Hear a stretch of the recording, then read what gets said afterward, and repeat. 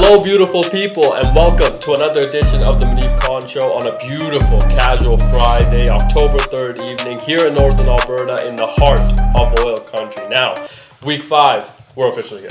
Congrats to you.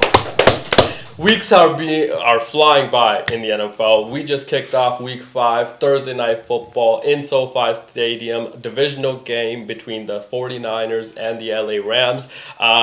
We thought this was going to be a dumpster fire game, actually. We actually thought that this was going to be a very tough game for us to watch. It was not that. Obviously, they were missing Brock Purdy. They were missing Juwan Jennings. They were missing Ricky Pearsall. They were missing Brandon Ayuk, a George Kittle, a Nick Bosa. I mean, a litany of injuries on the 49er side, and we didn't know what to expect from them. We did know they still have Kyle Shanahan.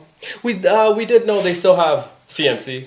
We did know they still have Bob Saleh, who looks like he's willing to fight anybody right now. Okay, he is on a tear on his own as well. On the other side, the LA Rams felt very healthy, very confident in their ability going into this game. Obviously, they've played extremely well. The sportsbooks also thought that this was going to be kind of a blowout after the Brock Purdy injury officially got announced. 8.5 was the points that the Rams were getting, which seemed like a lot for a short week, divisional game. Kyle Shanahan as an underdog to Sean McVay, 6-0. Okay, won 6 straight times that they've played, so I thought that was going to be a tough game for the Rams to cover. I actually picked the Niners to cover that game. Coach, I don't know what your...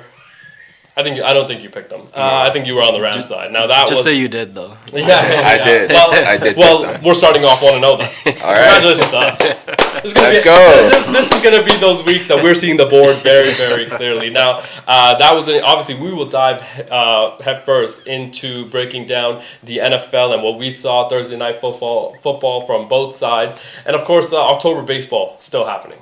Congratulations to the Yankees.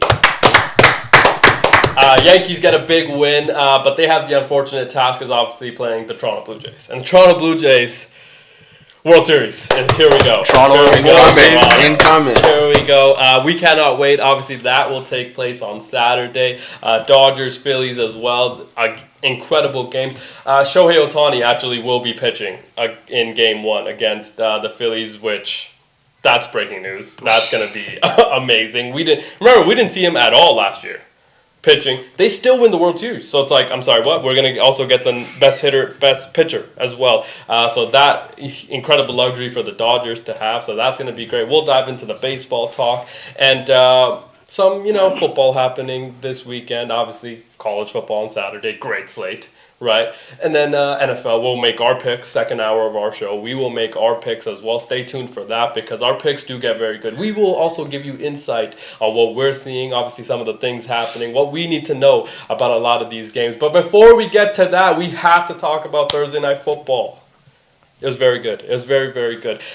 We did know that this was going to be a game that Rams are at home, but it's really a Niners home game. I mean, I think it was 80-20. Was the percentage of red versus blue and yellow in that stadium. It was predominantly red, obviously, because the Niners fans do travel to LA a lot, and there are a lot of LA homers that do support the San Francisco 49ers. Now, the whole team is not here today, but one half of the gambling table is at Nelly G, and of course, the reliable one, Portland had today, even though that nothing really good ever came out of Portland, but maybe Coach did. Coach Easy's here as well. Let's go, Coach. Coach, Rams, there were some interesting things that happened. Special teams feels like huge storyline to every game that we have watched this far. It feels like huge. Remember, insane primetime games in the past?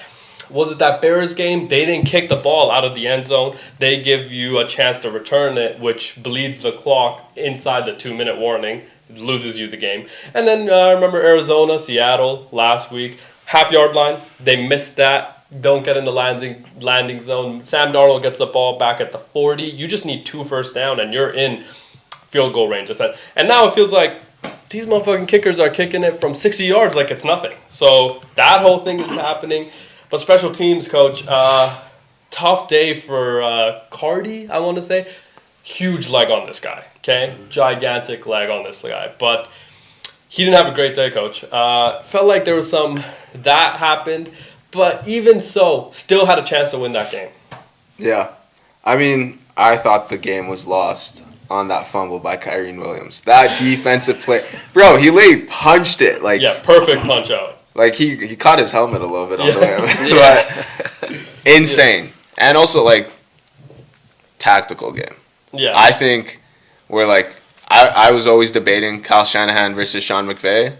That one was one for the ages. It was, and we talked about yesterday because of the injuries and things like that are on the 49ers. It feels like if the Niners are going to win this game, which we never said they weren't. We said that it was going to be very, very hard for you to win this game because of the way the Rams were playing. I think one of those things, but because it was going to be a game that Kyle Shanahan's going to win you. You know, it's one of those games that's like this is the reason you have a top 6 head coach in football, right? And let's be honest, there's maybe 6 to 8 head coaches that are actually good. Okay, in the NFL, I feel like there's like 8 head coaches that are, out of 32. That's a lot. Okay, there's a lot of not so good ones, but it feels like 8 to 10 maybe now are good. Everybody else is. And we saw 2 of them last night. And we saw 2 incredible ones last night. Nelly G, your thoughts on the game? I felt like the Rams, they shot themselves in the foot. I mean, 4th and 1 there. The way Matthew Stafford was playing, like the way he was dotting everyone up to Puka, to Devontae Adams, even to Kyren Williams as well. You got to go maybe a play action there, a little something, 4th and 1. But yeah, I'm just... You got to live and die with the arm of number 9 yes. in that situation. You got rid of Jared Goff for this reason. That's why I didn't understand that play call. Now, the other part of it, though, before the snap, Kyle Shanahan calls timeout. Yeah. Gives you a little bit of time to think about it, right? Then you come back. You try to draw them off sides. They don't obviously jump. You know, it's a 4th and 1. They don't jump. Then Rams call timeout. Okay, now they think about it a little bit longer. I feel like before that Kyle Shanahan, they almost were offside on that. They were almost offside on that. I'm like, oh, I thought it was the flag going up. yeah. And I'm like, oh, it's a timeout. I'm like, yo, what a timeout. What a timeout. So I felt like, you know, they got a stew in it a little bit. Kind of felt like the first time that they came out, they were going to throw the ball definitely. Okay, just the formation, just by what we saw, felt like they were about to throw the football. Got to stew in it a little bit. And I feel like they might have talked themselves out of throwing the football in the sense where they're expecting us to throw it here. Why not just, Kyren Williams had a hell of a day. 4th and 1 though. I just 4th and 1, yeah. That was not. I would have liked to see Corum because Kyren had played he had majority of the snaps. He might have been tired. In the 4th quarter, he fumbled on the 1-yard line, right? I would have liked to see Blake Corum. They might have not expected a run from him either, since he only had 1 carry, who also fumbled on that 1 carry. Yeah, but there's also that drop that he had in the backfield. Right? Yeah. Which was like money. Yeah, it was money. And then he dropped it. I'm like, bro, bad game. On a 3rd and 6 or something. Yeah. Like you pick that up. You're probably in field goal range at the bare minimum, or you keep the drive going and see what can happen. The other part of that though is the defense is going to sell out for the run in that situation. Okay, they're going to sell out. Okay, so there are no gaps there's no A gap, C gap, B gap. Like they are going to plug every hole. Okay, that's just what 4th and 1 game on the line is the situational call. So you have to run kind of outside zones, outside reads and things like that. That is, again, the history of football. That is what's going to happen in those situations. And they didn't really have a counter for that either. I felt like, as a big brain genius that Sean McVay is, that felt like a Mickey Mouse call. You can't, and for you to lose a divisional game at home to a Niners team that is decimated, this could be a huge loss in the context of your season, it feels like. Yeah. I mean, if you even look at the game, it looked like the Niners were going to run away with it for a second. Yeah. I think it was up until 4th quarter. Yeah. That the Rams were actually able to make a run. McCaffrey was hot. Mac Jones hitting every check down. Easy. But didn't it always feel like, because you have number 9, number 12, Puka Nacua, once you throw the ball to Devontae Adams, it's like, okay, now we're really cooking because now they have to worry about 2 incredible wide receivers that can get. Let's not forget Tutu Atwell, who makes an incredible catch right before.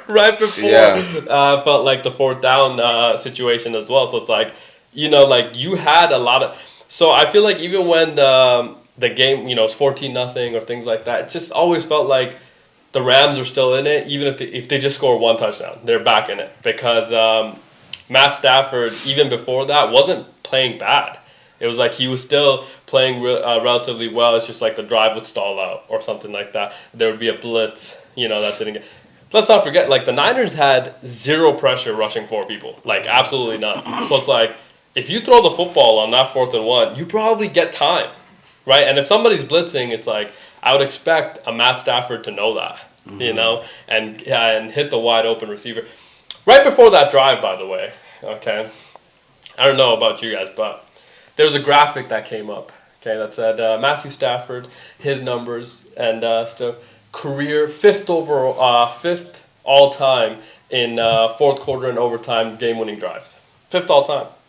You're going to take the ball out of his hands to decide the game? It just, again, that felt not Sean McVay-like.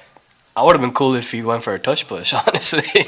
That's the other part of the conversation. That's why I do not think you can get rid of that play. Because, like, the luxury you have at 4th and 1 to always get it, 92%, okay? 92% of the time, you pick up every short yardage play because you have a guy in your quarterback benching 600. Like, that is... Yeah, I mean, like, even the 49ers ran, like, a tush-push in a sense with Kinda, Mac Jones. yeah. They had Justice... what's his name? Juice. Yes. They had Juice pushing check. pushing Jones right behind, and it worked. There's a 4th and 1. Yeah. Again, it's just like, but like from the Philly side, it's like that's why I don't want to ever get rid of that play because I think one team does it extremely well, and if you could do it, you would do it. Yeah. Especially in those situations for you to win that game. They don't. Now let's go to the other side because Mac Daddy was the number 1 trending word in last night for the San Francisco 49ers and on X because he balled out, man. I felt like that was one of... He's 3-0 right now. He's 3-0 right now. Okay, he is 3-0. Tough. And he's played well. He's played really well. Now, the other thing of it, too, is that the quick, short game negated the pass rush. So it felt like Mac Jones... I love how quickly he got the ball out of his hands. It's like he didn't even think too much about it. It was like boom, boom, boom, boom.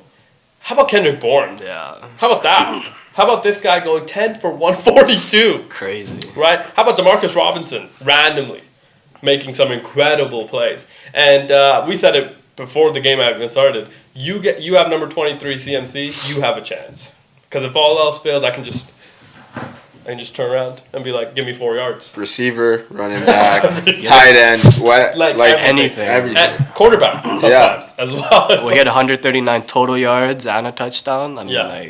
Absolutely insane. And big this plays. guy. Remember Chico. big moments that Yeah. he came up big from. It's like, dude, and like even when he gets like one person's not tackling Christian McCaffrey. No, it's like he's running he's gonna get a few 4 yards, and I just think that he might be the best player in football again. Honestly, like that's just such an incredible weapon to have, especially when you're lacking so many bodies.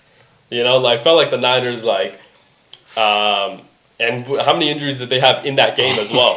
It's like they lost like 4 or 5 people in that game as well. So it's like, dude, they're really going through it right now. And Mac Jones, is there a quarterback competition starting in San Francisco? Yeah, he's on, what was it, 2-year, like $7 million per year? Yes. So something like that. Probably less than that. Yeah, I think it was less. Yeah. But it's just like, I mean, you're paying Purdy 50-some million, man. I mean, I feel like now you could let Purdy fully rest. Until his injury heals up. You remember before that draft, okay? Kyle Shanahan loves Mac Jones. Okay? You drafted him, right? He was going to take him 3rd overall. What's happening? 3rd overall. Every sports book had Mac Jones going 3rd overall. Right before the draft, there was this little trickle of sources, okay, that sprinkled in some people's ears. That was like, I don't think Mac Jones is going 3rd. And it's like, I'm sorry, what? Vegas is like, I'm sorry, how's this? This is exactly what we wanted, actually. And because a lot of money was on Mac Jones to go 3rd to San Francisco. Kyle Shanahan actually pulls the Houdini. He takes Trey Lance at number 3. Mac Jones sits.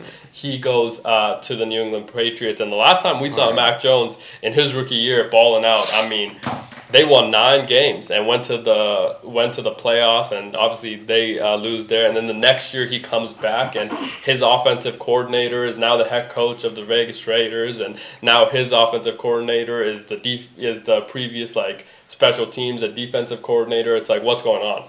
So it's just like that whole New England Patriots situation didn't work out for him. And obviously, he got kicked out of there, and he goes to the Jags and backs up Trevor Lawrence. Didn't have a great time there. Now, Kyle Shanahan. I remember when he was available. That was instantly the first call he made was, "Yeah, Mac, I would love for you to be in our building." And he comes over, and man, I'm talking. We've seen a lot of great resurgence recently. I mean, Baker Mayfield, right? Sam Darnold, Indiana Jones potentially. So it's like maybe, and Jared Goff even. I feel like you could throw that in there, like, and is this a time where Mac Jones potentially becomes a full-time starter? Or maybe if it's not in San Francisco, maybe it's somewhere else as a full-time starter. You think they trade him? Not this year. At the end of the season? Nah. No, but I think he would have, if he plays this well, he will have chances to make money other places. He'll have, because he's on a 2 year. You think he rides out the 2 years? No. You don't think so, eh? No, because Kyle Shanahan is the guru of he's the originator of the, now I think the guru of quarterbacks is Kevin O'Connell. Yeah. Right? But the original kind of guru is still Kyle. I feel like doesn't matter who he's had, he's done well. Now that he has Mac Jones, I don't think he's going to get rid of him. Yeah, maybe. But remember, he was very, very sold on Sam Darnold. And he had Sam Darnold in his building for quite some time. Fair. And every coach except the Jets called Kyle Shanahan. It was like, can you give me a little bit about Sam Darnold? And Sam Darnold, the very next year, was a starter in Minnesota. So it's like, I think that he's going to get a lot of calls for Mac Jones, especially if you're looking at the injuries we've had, dude. So if you're telling me that Mac Jones isn't going to get $15, $20 million just to be a backup, I think he would, man, because the injuries feel like they've gone, too high, that people can't afford to not be competing when they are trying to. Could you imagine a Bengals team right now with a capable backup? No disrespect to Jake Browning, okay? No disrespect. We like Jake Browning. Yeah. Jake Browning, great quarterback. Serviceable quarterback. Great name. Also great name. When he is Browning on others and not himself, very great name. Okay, very good name. But Jake Browning, again, we like him. But we've seen enough. Okay, we've seen enough from that team and that offense. Dude, you have 2 very, very good receivers. Could you imagine Mac Jones just Jamar Chase? He's there. You know what I mean? Like, I feel like that would be great, especially after coming from a Kyle Shanahan period. Now, the word quarterback development has become a buzzword topic, obviously, over the last 3-4 years, especially after Tom Brady has highlighted the deficiencies in the NFL giving quarterbacks time. Mac Jones went through his kind of turbulence, but you remember at Alabama, he had one of the most historic seasons ever in college football as a quarterback, and it was like, this guy's going to be very good when he gets to the NFL. But it just felt like you just didn't know what you're about to get from Mac Jones. His personality, obviously not Boston-like, so it's like, it was tough for him to kind of adjust to the media, obviously him and Bill and that whole conversation. So, now that he's been in the league for a while, he's gotten some time to develop, he's been in some different offenses, he knows what he likes, doesn't like, and things like that. He's able to adapt. And I feel like because of that, he becomes a very viable option to a lot of different teams and places that are looking for a quarterback or just need a bridge right now. Or maybe, a full-time starter. Remember, Baker Mayfield became the franchise. So it's like, can Mac Jones be the next one? I'm trying to think of teams of who could use him, where he could be that guy. Yeah. The Jets? But if you go to the Jets, your career's done. Yeah, career's you can't done, go to the right? Jets. Sorry. Pittsburgh, if A-Rod, if this is his last ride, Yeah, there's the Raiders could use Mac Jones right now. Fair. I'll tell you that. The Raiders could. We would love, bro, McDaddy, if you're listening, we would love for you to be in Vegas right now, okay? Because it's been tough. Gino, we love you, but Mac Daddy. Give us a Mac Daddy, man. Because he's been playing very well. Yes. Also, not to mention, on one leg it felt like all game. I couldn't imagine the pain he was in. Okay, because he was dying. Like towards the end, right? Where he not got even hit. towards. It felt like second half. The entire second half. It felt like every hit he took, you're just holding your breath because you did not want to see this Martinez, who we didn't even fucking know who the guy was. Okay, didn't want to see him enter the game. It was too good of a game. It was too good of a game. It was too good of a time for Mac Jones to be having that. It's like, yo, we can't get hurt right now. But he was really fighting through a lot of pain and things like that. And that, like, as I assume in the locker room and all of his teammates, they love Mac Jones right now. Oh yeah. Right, because he showed heart in that moment in a lot of those situations. So, congrats on the Niners, man. Big win. Big dog. Big win, dude. Loved everything that they did yesterday. So that'll be interesting. They go top of the division now, right? Now they're top. Yeah. Now, obviously, we'll see what the Seahawks-Bucks matchup. That might be the matchup of the week as well, I feel like. Let's go through the Sunday slate. It's not looking good. Okay, so that might be the best matchup. So we'll see what the Seattle Seahawks are able to cook up. Seattle, very good team as well, as we've learned. So it's like, maybe the Seattle Seahawks. Remember Sam Darnold, in an interview, he said, Sam Darnold's been in very different, he's been in a lot of locker rooms. Okay, he's had a lot of veteran quarterbacks in his locker rooms. He's been in a lot of different places as well. He actually said that the most influential person for him and his career was Brock Purdy, not anybody else that he's been around. Yeah. So it's like, Said maybe Brock is the guy as well. Yeah. You know what I mean? Maybe Brock is also the guy that you need to, have in your... Because remember, Brock Purdy has been through the ringer. Like, this guy was the very, very last pick. Nobody expected shit from him. He had to work every single day to earn $50 million a year. Coach, he was earning $800,000 a year when he played in the Super Bowl. $800,000 he was earning when he played in the Super Bowl. Yeah. And that he went from that to $50 million a year. That, like, I don't know about you guys, but A, that's the American dream. That is the true American dream. And B, it's like, I assume he can provide so many different types of insight because for him it was never promised. Mac Jones, first round pick. Sam Darnold, third overall. Right? So it's like, these guys were expected to be the franchise. Man, dude, nobody expected shit from Brock Purdy. Yeah. It's like, dude, there's no way you make it through training camp, let alone become the starter. So I feel like that was a great thing, great interview by Sam Darnold to hear that as well. Huge praise for Brock Purdy, and I don't know if you guys got to hear a lot of the Mac Jones conversation around Brock Purdy because they asked him yesterday after the win, looked like Harley Quinn but sweet suit. Did look a little bit like Harley Quinn though. The red and black. Red and black, yeah, split. Okay, it's a little split action that he had going on. Right, it did look a little bit like Harley Quinn. Yeah. Okay, but sweet suit that he had on. He goes up there and he talked about, look, Brock is a starting quarterback. There's no question about that, right? And I've been in his position, and if I get hurt or if I'm going through something, I want my backup to come out and win because these are the wins that are going to carry us in the future. I was like, I love this guy now. Like, I feel like saying all the right things, and it feels like Kyle Shanahan also loves him. Now, let's move on to another quarterback situation. We didn't get to touch on this yesterday because we wanted to get coach's thoughts. Cleveland Browns are always in a quarterback situation, and they've never been able to find. Maybe McDaddy, actually, Cleveland, I would say, is probably the right spot for them. Coach, they play in London against the Minnesota Vikings and Buffalo's defense. They have now gone to Dylan Gabriel. Congratulations to Dylan Gabriel getting his first start in the NFL as a QB1 for the Cleveland Browns. Joe Flacco, QB2. But everybody has only talked about QB3. Shedeur Sanders is still a part of that roster. Now, the biggest question I have, honestly, Why has the coach allowed him to be available to the media? Somebody answer that for me. Yeah, that's actually. How does that make sense?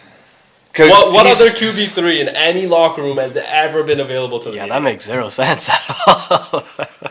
I don't understand how, as a coach, you are allowed, and then you refuse to comment about it. Remember, he was asked, Stefanski was also asked about it. He refuses to comment on it, but it's like, It's got to be coming from upstairs. no, dude. Yeah, it brings them into relevancy. Why are you letting that, like, weird, like, whole topic bleed into your, like, locker room, though? I mean, They got nothing else going for it. Shador Sanders, who sold the most jerseys this year?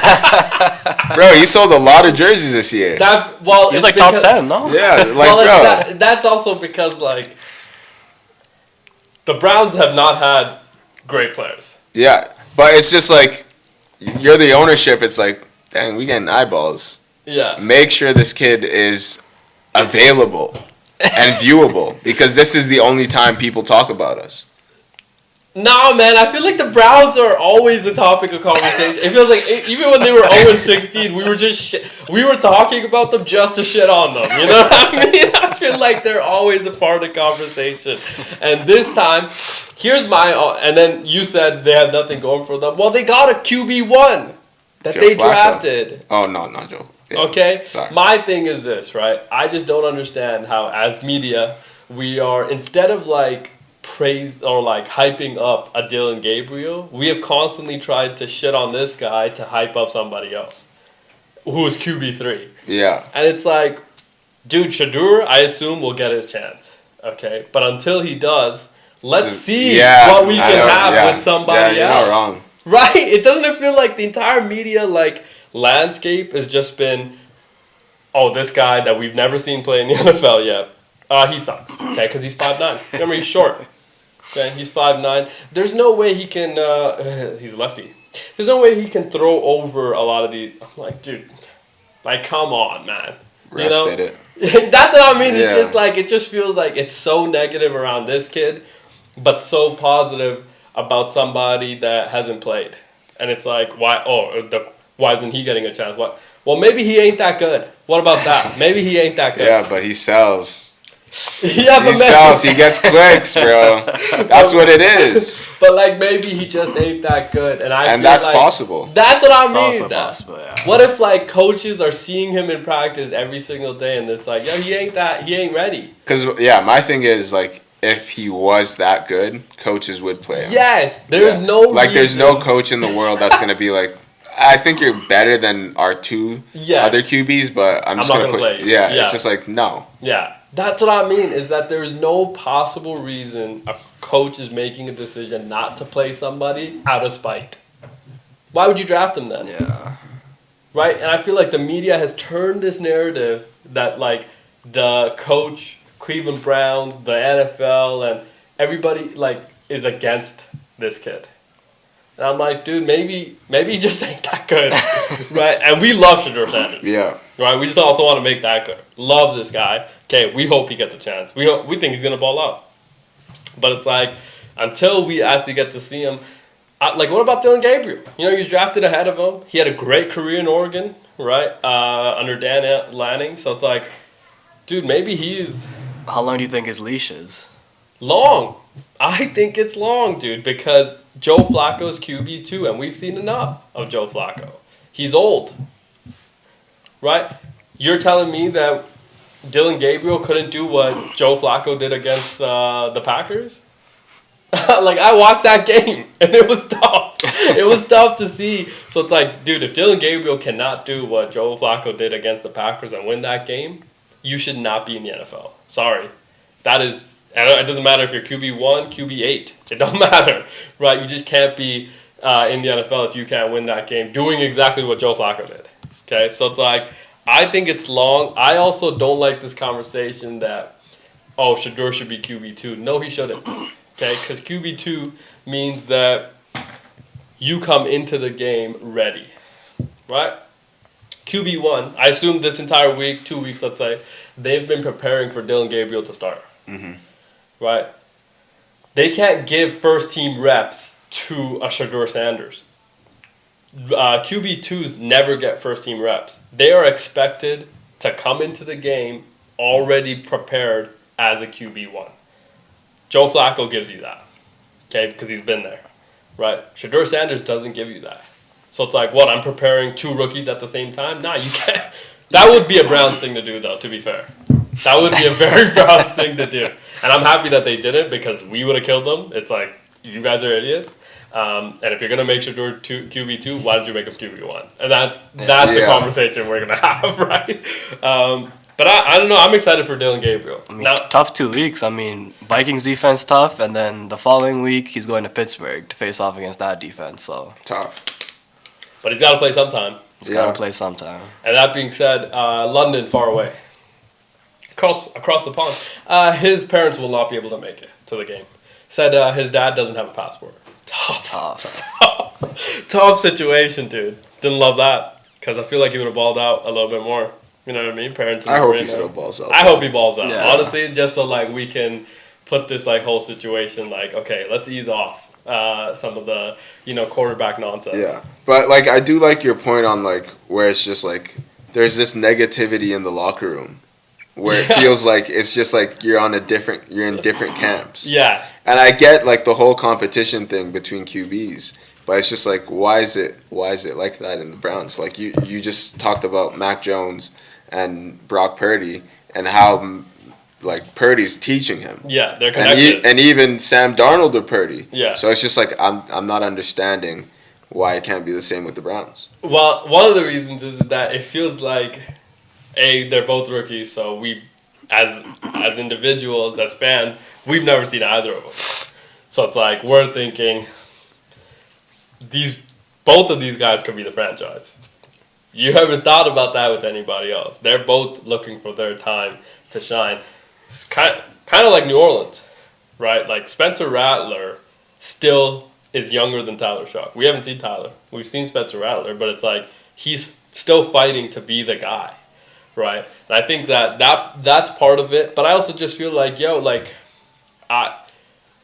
it's a weird negativity in that locker room. And I assume even in that locker room, there are people that are still on the Joe Flacco camp. There's people that are in the Shedeur Sanders camp. And there's probably a lot of people that are in the Dylan Gabriel camp. And I don't like that they've kind of divided their locker room through the media. Yeah. You know what it's I like mean? when you get your reps, you get your reps. Yes. It's simple as that. Facts. And you just got to ball out. Yeah. And football, out of like most sports, I would say, everything is like earned. You have to earn your right to start because the media will kill you. If you do not do that, the media will absolutely kill you because every game is so vitally important that you can't just go out there and lay a duck, right? They will actually kill you. So I just think that like, dude, Dylan Gabriel's earned the right to start. I'm happy for him. We're all happy for him, okay? Hopefully he balls out and is able to do a lot of great things for that team, that city. That city's never, they've never won shit. I mean, they had LeBron, and they won 1 championship. Yeah, I mean, that's hard to do because the Lakers. Miami had LeBron for 4 years. They won 2. So like Cleveland, they haven't won shit in a long time. So hopefully, this is a situation where maybe Dylan Gabriel is a franchise guy. 5'9" is gonna be hard, but I don't want to be that guy. You know what I mean? I don't want to be that guy. Is it official to say Deshaun Watson's done? That's the other part of this that is crazy. Because they're still paying him a lot of money. Well, they have to. What can they do? That's just I almost forgot about him. I mean, we can't. It's the funny thing is like you can't even forget that that's still part of your organization. His Instagram popped up on my algorithm Yeah. today. I seen him. How old is Deshaun? Sorry? How old Probably. is he? He's probably like 30, 31. Probably late 20s, early 30s. Yeah. He's not that old. So he could still make his comeback. Oh, absolutely. But it's Yeah. like it Oh, it's 30 coming. 30 years If you old. see his Instagram, it's coming. Yeah. He's very like trying to come back, but it's like you tore your Achilles last year. Early, never week 4 or 5. So it's like we thought you would have potentially been back this year, but maybe later in the year. But that feels like might not be the case either. Yeah, he's like what, QB4 right now? Maybe he's not even on their depth chart though. Yeah. Oh, actually. So it's like I don't know what's happening. I think you just gotta rest him for the year. Yeah, Because it's just like You're not going anywhere you're not anyways. like let's see what you have out of these two rookies yeah. and just go from there. Yeah, it does suck though. Remember, Myles Garrett was like, "Get me out of here." Remember, he asked for a trade very early on into the offseason. Wrote that entire Instagram note, and he was like, "Thank you." He thanked Cleveland, right, for everything that they've done for his career, and he's like, "It's time for me to go somewhere else." And then they asked Jimmy Haslam and obviously Andrew Berry, who's the general manager. Andrew Berry's like, "No, we're not trading Miles fucking Garrett, okay? Like, stop asking me that." And then the saga continued for like a week. Myles Garrett was asked about it multiple times. He's like, "Dude, I just want to win. I just want to be in a winning situation." And then it turns out that they put $40 million under his nose, and he was like, "Where do I sign?" And he signed very, very fast. And then the next week he came in and was like, "Yeah, we're going to win in Cleveland." And everybody was like, "No, you're not. No, you're not going to win in Cleveland, dude." And they haven't. But maybe Dylan Gabriel is going to take them to the win. Now, let's move on to another quarterback story that's still developing. Is C.J. Stroud going to ever be good again? Or is he dead, Coach? Is he dead? Because John Gruden thinks he's dead. He's getting old, man. I didn't love that. Yeah, I'll be honest, I did not love that at all. I didn't love that he was like, I'm looking at myself and I'm like, dude, I'm not that good. I'm not that quick. And I just don't feel good. And I'm like, my quarterback cannot be saying It's this. like, man, you're entering your physical prime. Like, He's 23 years Yeah, old, they dude. haven't even reached He's it. 23 years old. CJ Stroud is going through it right now. Is he ever going to be, like, honestly, is he ever going to be good? Well, that's again? something you do not want to hear from your franchise quarterback. Yeah, Especially the way they've been playing, too. Like, what's their record, 2? they only have one win. Only have 1 win. Yeah, against the Titans last week. In that division. 26-0. Yeah. Yeah, no. You can't be saying that. And you cannot lose this week. A lot of pressure. They play the Ravens, I want to say. Yeah, with a backup. Yeah, you Yeah, you cannot can't. lose this week. In Baltimore. Yeah, right? Like, you just can't. And I feel like CJ has to play well, dude. But is he... Yeah. Oh, my God, dude. I didn't But love that. Who does he have though? Like, does he have weapons right now? Bro. The injury of Tank Dell. Yeah, look, Tank very Dell, bad. Steph leaving, Diggs leaving. But they picked up Christian Kirk, I believe is healthy now. Are we just going to As the start wide making excuses for this guy? Do you know how many imperfect situations at the quarterback position there are in the NFL? The only There's thing a I lot. could give him is like similar to Joe Burrow. His offensive line is absolutely Again, horrible. there's a lot of people that don't have an offensive line. But it hasn't You been just have one to year. Yes, that's my problem though. Is that you have remember last year the sophomore slump? We kind of blamed it on that, Yeah. and it was like, oh, this year he's gonna be rejoiced and be very good. C.J. Stroud, very good player. Okay, loved him at Ohio. I got to see him at Ohio State, and I was like, this guy right here, yeah, he is instantly a Sunday player. He's a guy. Very, very good. I remember watching him against that Georgia game. You remember that Georgia game? I want to say, was that the semis before the national championship game? Obviously, Georgia goes to win the Natty that year. But C.J. Stroud, I mean, that was one of the most incredible games out of a quarterback that didn't play well that I've ever seen. Because he did a lot of what Pat Mahomes did against the Tampa Bay Buccaneers. And it was like, this guy's going to be a very good Sunday player. He obviously has incredible rookie year. They go to the playoffs in his first, they win a playoff game in his rookie year. It's like, this is, okay, the Texans are back. This is the greatest kind of rebuild that they've had in ever, I felt like, in any situation, any franchise has ever gone through a rebuild this quickly, where it was 1 year reset, boom, you're good, you're back you're back Got division 3 stud title. rookies, right? Like 3 rookies that are studs. 3 rookies became absolute studs. New head coach, new regime, everything worked They're out great. trending the right way. Everything worked out great. You can only get better. And you're in a bad division. Terrible division. Facts. Yeah. Okay. And So it's like- it just feels like, he has taken a really gigantic step back in his development, and we don't know why that is either. It's like, dude, I get that you don't have the offensive line wasn't great in his rookie year. It wasn't great in his second year, and it isn't great yet now. So it's like, We knew that was an issue. Yeah, you think you would work that out. Yeah. It's like, but quarterback of that caliber, if you want to make $55 million a year in this NFL, you have to make up for the holes on your team. Right? Like, that's just what comes with that territory. Mm-hmm. Not every team's going to be perfect. You're not the Philadelphia Eagles. Right? You don't have all the pieces kind of covered. It's like, no, you're going to have imperfections throughout your team. You as a quarterback have to figure it out. And it just feels like, you know, and I feel that a lot of people on the internet and things have made excuses for this guy, right? I don't want to do that. Because I think genuinely he has to play better. And that's like, he has to play better, dude. And this is going to be a big test for him this week. Cannot wait for him to show us why he was the second overall pick. Potentially should have been the number 1 pick as well in that draft. And the Texans maybe go on a run after this because, you know, again, that division is looking a lot better than it was when we started going into this. 2 teams are 3-1 in that division, coach. So it's looking a lot better than the AFC North with the Browns, Bengals, Steelers, and Ravens. Because the Ravens, dead. Oh, no. Bengals, dead. Oh, no. The Browns, they just stay dead. So it's like, you know, and Aaron coming into Pittsburgh, maybe that he wins that division as well. So, you know, feels like the Jags look a little bit better. Obviously, saw a new nickname for Danny Dimes. Did you see that? MVP? Fair. Great. That was a great one. He is playing at an MVP level, isn't he? Deputy Dimes. Kind of like that. Ooh. Deputy Dimes. Yeah. You know what I mean? I did like that. Another quarterback there was called Deputy as well, no? No, Sheriff. He was called the Sheriff. Yeah, close enough. Which, by the way... Following in the same that's theme. Yeah. By the way, the Sheriff has to be one of the greatest nicknames ever. Yes. Right, it has to be up there. It's up there for sure. Dude, the Sheriff.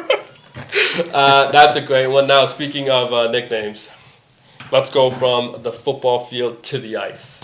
The Edmonton Oilers have made some decisions, obviously, over the last 2-3 days that we love. Because we are huge Oilers fans. Right, Coach? Aren't we huge Oilers fans? The biggest. The biggest of Oilers fans. And, Coach, yesterday I went on this tangent about goaltending. We needed a goaltender. We've been waiting for a goaltender to come to Edmonton the entire Connor McDavid era, how it's gone 10 years and we haven't had a goaltender. And that's the one position that you need to address, and how sometimes it takes a while for goaltenders to get good. You know, you have to give them time, and maybe the timelines don't match. And all of this that I said leading up to the fact that we traded for a goaltender, which was all over my feed, by the way. Turns out Nelly G actually broke our hearts because he said we are probably not going to see this guy this year. I think we'll see him this year, but to start the year off, he'll be on the AHL team because he did not play last year due to being in the NHL/NHLPA assistance program. Assistance program. Yeah. So it's for players who are going through stuff. I think Corey Perry was one guy. Spencer Knight had some drug problems he had to go through there. I'm not sure what Connor went through, but he's going to start the year off in the AHL. Yeah, just a little bit of vitamins, Coach. Yeah. He's going to work on his conditioning, get his mental back right, and then fresh start. CC. CC? You know what that stands for? Oui, oui. What does it stand for? I mean, what's a substance that starts with C? Connor something. No, I mean, we think, it's a little bit of vitamins. That's not hurt. Maybe take us in. Maybe hook hand a to dip. Zinachino, a little upper decky. Maybe your mental will do perfectly good, especially in Edmonton. Maybe that'll help. Maybe in 2026 we'll see him. So January. Coach, that's what he said to us after that entire thing that we went out and said we finally addressed this position and all this. And then he's like, we're probably not going to see this guy this year. I'm like, dude, you just gonna throw that in our face after all that? Which the only good thing is like we literally gave up nothing for him, and Utah retained $800K. So we're paying, like, his salary is like nothing against our cap. So pretty much it's like a free player. And if he does play like 30-something games, we'll give him like a 7th-round pick or something. Okay. And having organizational depth at goaltending is like, this is the first time we've ever had it. Because Connor Ingram went healthy. Last time he was healthy 2 years ago, he was arguably a top 10 goaltender in the league. With a 907 save percentage, 2.91 goals against, which is pretty good. You still on that? Yeah, That's tough. maybe. Hey, we might need to put him back. If it helps. Coach, we think that the assistance program is a great thing. Obviously, course. we want every league and situation to have those for people kind of dealing with similar things. But if it helps Oilers win, maybe. Just kidding.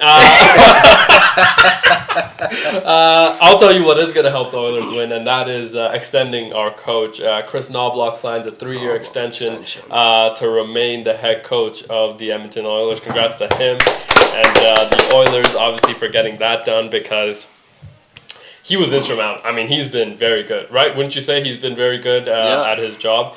Remember, he took over midway through or something like that. Yeah, midway through after, I think, Jay Woodcroft. Yes, on November 12th, 2023. That was after you guys' slump to start the year?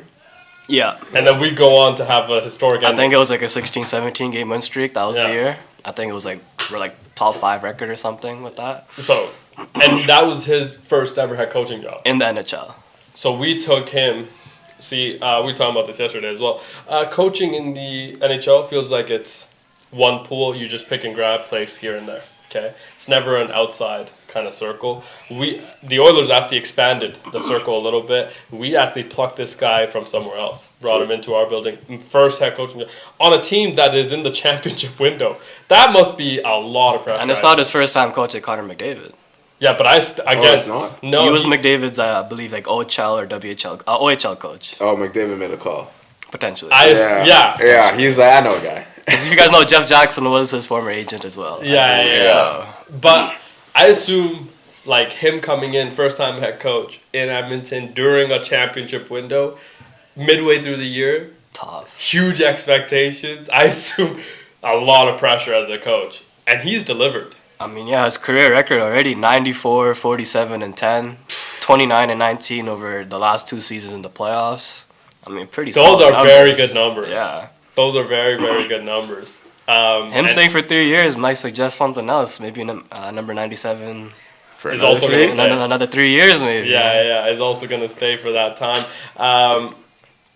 Shout out to him. And now Knobloch, I assume, because of the success he's had, he's always going to be, now he's in the inner circle of, Yeah. right? Like, if he doesn't pan out in Edmonton or whatever happens, like, he's always going to have employment. This is the first year he's had is like total control. Like, we lost a couple assistant coaches, defensive coaches, so he got to pick and choose who he wanted behind the bench.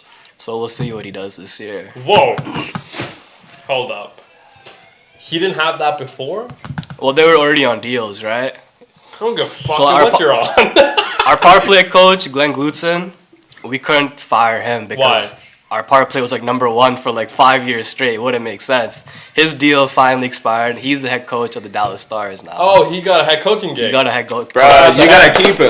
But I guess he chose to leave. Plus, our power play was starting to get a little predictable. But So like, dude, if a team is, you're getting the promotion, it's gonna be tough to pass up a head coaching. Yeah, job. no, I know he probably chose. plus to. the Stars have lost to us back-to-back years in the Yeah. third round, so they probably want someone from our organization. Get some. No, but cheats. my thing is like I understand if you can't change your staff when you get in mid-season. Okay, obviously can't do that. But off-season, it's like no, I want my guys instantly. That would mean you have to fire guys that are on the bench and like going to But the finals. firing would just mean that you still get paid out for the contract. That's what happens in every sport. But that's expensive. Facts. Plus, going to the finals with that coaching, you know what I'm saying? Going to the finals, like, and you're gonna fire him after going to the finals, like, we're not the Toronto Raptor, like, we're not coach of the year, Dwayne Casey winning that shit and getting fired. And now back to back. And now all those guys are gone. So why do it now?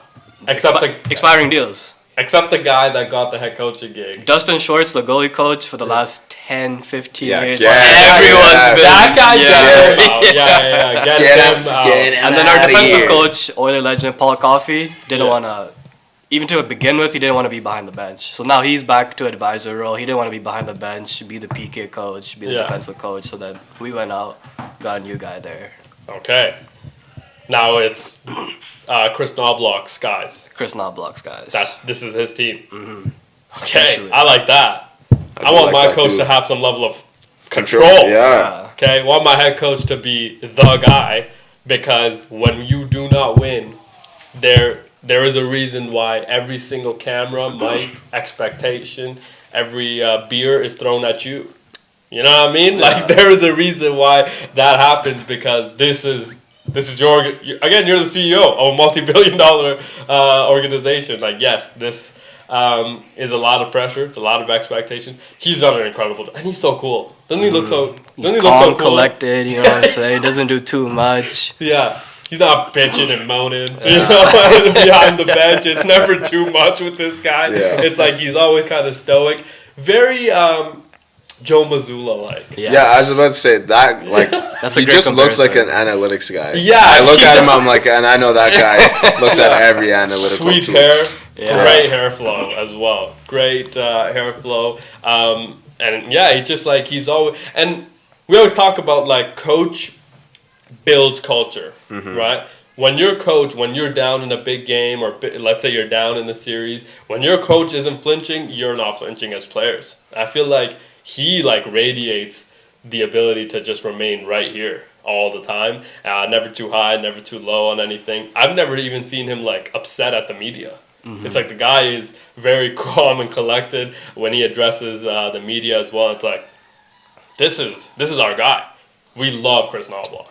Okay, want him to be here actually forever if we can, because that would mean that we have always a chance to win. Because I think dude, you know how hard it is to come in and instantly create a winning culture when you have a timeline? And it's your first time in NHL, period. Yeah, Like, dude, that's probably a lot of pressure on this guy, and he's been able to deliver at a high level. Obviously, we hope that he delivers the ultimate goal. He's probably hoping more than anybody else that he delivers the championship as well. Has to. Yeah, that's always one of those things where it's like, fans think that we want it more than them. That is never the case, okay? Yeah. Players, coaches, they live and breathe and die with them being in the sport. They want it just as bad, if not much more than we ever would. You see what they've been playing with? Like, they definitely want it They more. want it, Like, dude. they're playing with, like, high ankles, That's what I mean. broken wrists, broken hands. Like, they want it more. They want it definitely. more, man, and they should. They've been,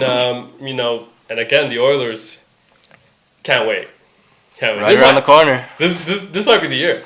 Is this gonna be the I year? hope so. We got McDavid in the lineup tonight with Draisaitl playing against the Canucks, final preseason game. Just had to throw it out there.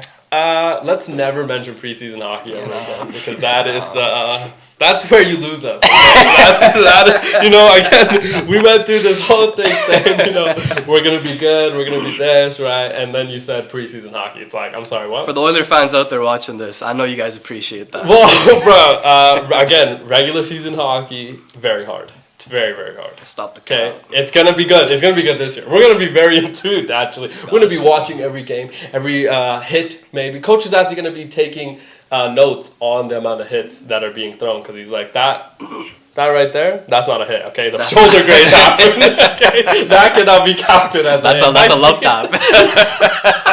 Yeah, he dodged it. He dodged it. So if he's able to see that, that'll be hilarious. Now, speaking of hits, let's move from the ice to the hardwood. Coach, there's an interesting situation. Obviously, the media day, training camp, and everything is happening in the NBA, whose season's also right around the corner. NBA, NHL timeline, almost exactly the same. Last year, it was like perfect. Yeah. It was perfect for us fans that were just switching back and forth, NBA, NHL, every day. You know, it was the day after, so it was beautiful for us. Coach, the Denver Nuggets brought in referees to ref their scrimmages. Nikola Jokic had a long conversation, animated conversation with all three referees, because he's telling them, look, if I'm doing this, it's a foul every fucking time, okay? And you better be calling it every single time. I thought that was a hilarious situation.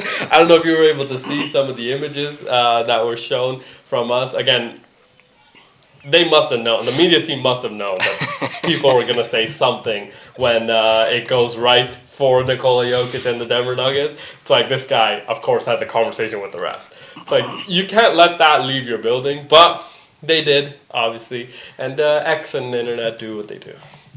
So I just want to see, like, is this going to be a situation where this is, the Denver Nuggets might be, I mean, they might be very, very good again. I think they will be. They've reloaded. They've added depth, man. They've added shooters.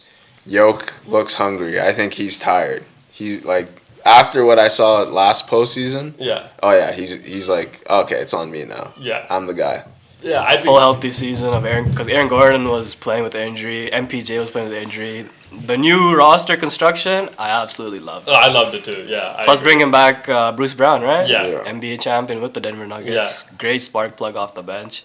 Christian Braun, another step from him. Development. Fourth year, Yeah. fifth year of Christian Braun as It's well. got So to it's be like, fifth maybe. yeah, so it's been Biggest X factor for me is if Jamal Murray could stay healthy. well, Jamal. I think like we don't care if Jamal's healthy in the regular season. Yeah. Okay, Facts. Jamal, because I think Jamal is arguably one of the best ever in the postseason. He is incredible at what he never- does. Sorry, I take that back. I want him to have a good regular season towards the end. Yeah. Be in shape. Be in a Yes. groove going into the Going playoffs. into because then you are immediately the favorites. Yeah. I know that the OKC Thunder are very good and they will be again, okay? But this Denver Nuggets team, because of what Nikola Jokic brings to the table, now potentially being aided by the refs, we don't want to put that out there, but maybe, I'm just saying. Yeah, again, he had a long conversation with them today. He was doing some animations. He's like, dude, if I do this, it's a foul on me. Okay, so it was a lot of situational things that he was showing them, and maybe he's asking questions like, how hard can I slap a guy when he's going up to get a rebound? I think those are some of the conversations. He's like, do you see my arms turn red every single time? Like, why are you not calling these? He's like, I see JoJo get to the line 18 times a game. I'm getting there 4 times. My entire arm just scratched up. Is it because I'm white? Is potentially the question I think Nikola Jokic was asking. But I know this OKC Thunder team going to be very good. But this Denver Nuggets team, because of Nikola Jokic's ability to control the entire middle of the floor from the center position, it's like, how can you defend that? Right? You have to have really good personnel. Right? Yeah. A Rudy Gobert plus a Naz Reid, Jaden Daniels, triple teaming. Right? And then another big, like a Luka Garza, comes in, fouls the shit out of him. Okay, just need 6 fouls out of you tonight. That's what the coach is telling me. Okay, and then on the other side, I need somebody to play the pick and roll really well with him and Jamal. Okay, and need you to also score, a bunch of points, which they got from Ant. So it's like those are the things that you need. Yeah. And you need Nikola Jokic to have one off game as well, right? So it's like you need so many different things for you to have success. Remember, they went to Game 7 with the Thunder with a not so healthy team. And we don't want to make excuses for the health, right, and things like that, but it's like, because nobody was healthy, but it's like, Oklahoma City, I think, health was a big factor in that. Yeah. Obviously, J-Dub, broken hand. We learned that after. See, he was playing with a broken hand for the last 2 series.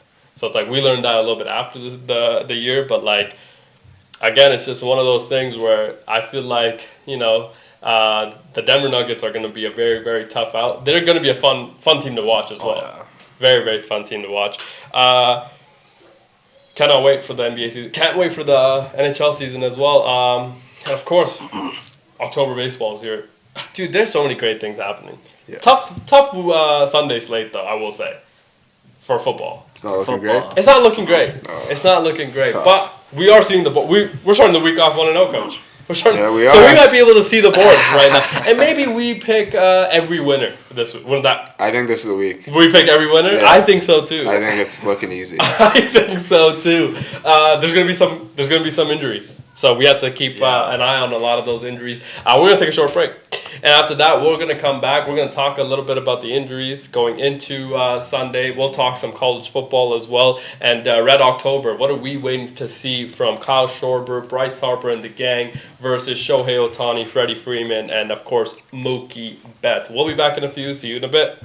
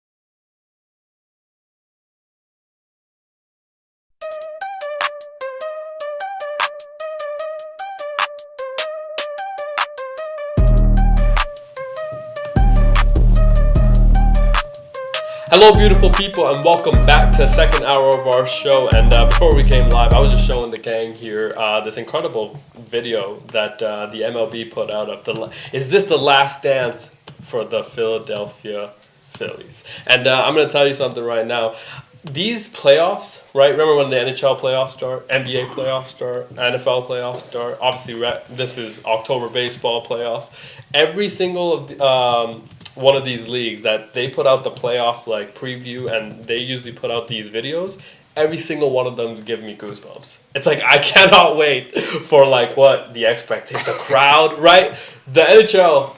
The 2 years ago, I want to say, there was this video they put out right before the playoffs started, and it was like 2 minutes long. It was one of the most incredible videos I've ever seen. It was a cinematic, it was every star player. It was Cale Makar, McKinnon. It was Leon and Connor. It was a Tampa Bay Lightning. It had every star in it, and it just felt like I get goosebumps just watching those videos because it's the anticipation of just seeing the pressure, the environment, and all of that situation. Now, the MLB put one out, obviously, for the Philadelphia Phillies. And all the sound bites that were given, this Phillies team is the team to beat. They're going to be the team that is the most well-constructed team to beat the Dodgers and the Yankees and whoever comes out of this side. Sadly, they cannot beat the Blue Jays. Obviously. But they can beat a lot of these other teams. But will they? Is this the last dance that the Philadelphia Phillies have to ever be? I mean, because after this year, you can't afford to bring back a Kyle Schwarber, a Bryce Harper, and Nick Castellanos, and all of those guys. So it's like, are you able to run it back? Because, again, they've been together this is their fourth year.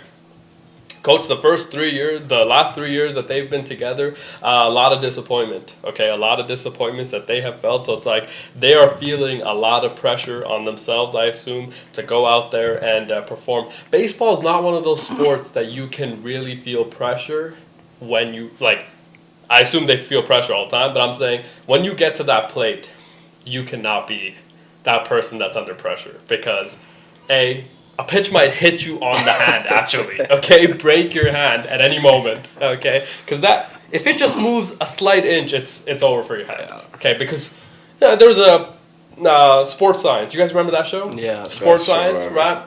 They used to have this one. I can't remember if it was Bryce Harper or somebody else that was on this show.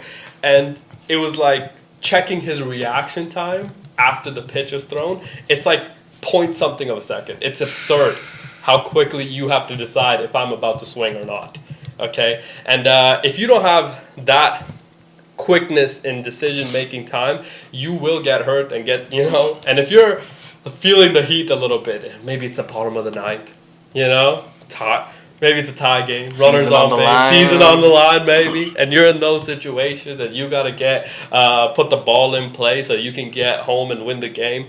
Maybe you're the pitcher and you're feeling the pressure of having bases loaded and you don't know what pitch to throw. It's a lot. You're going to live and die by every pitch, obviously, and I think that this is going to be the most exciting time.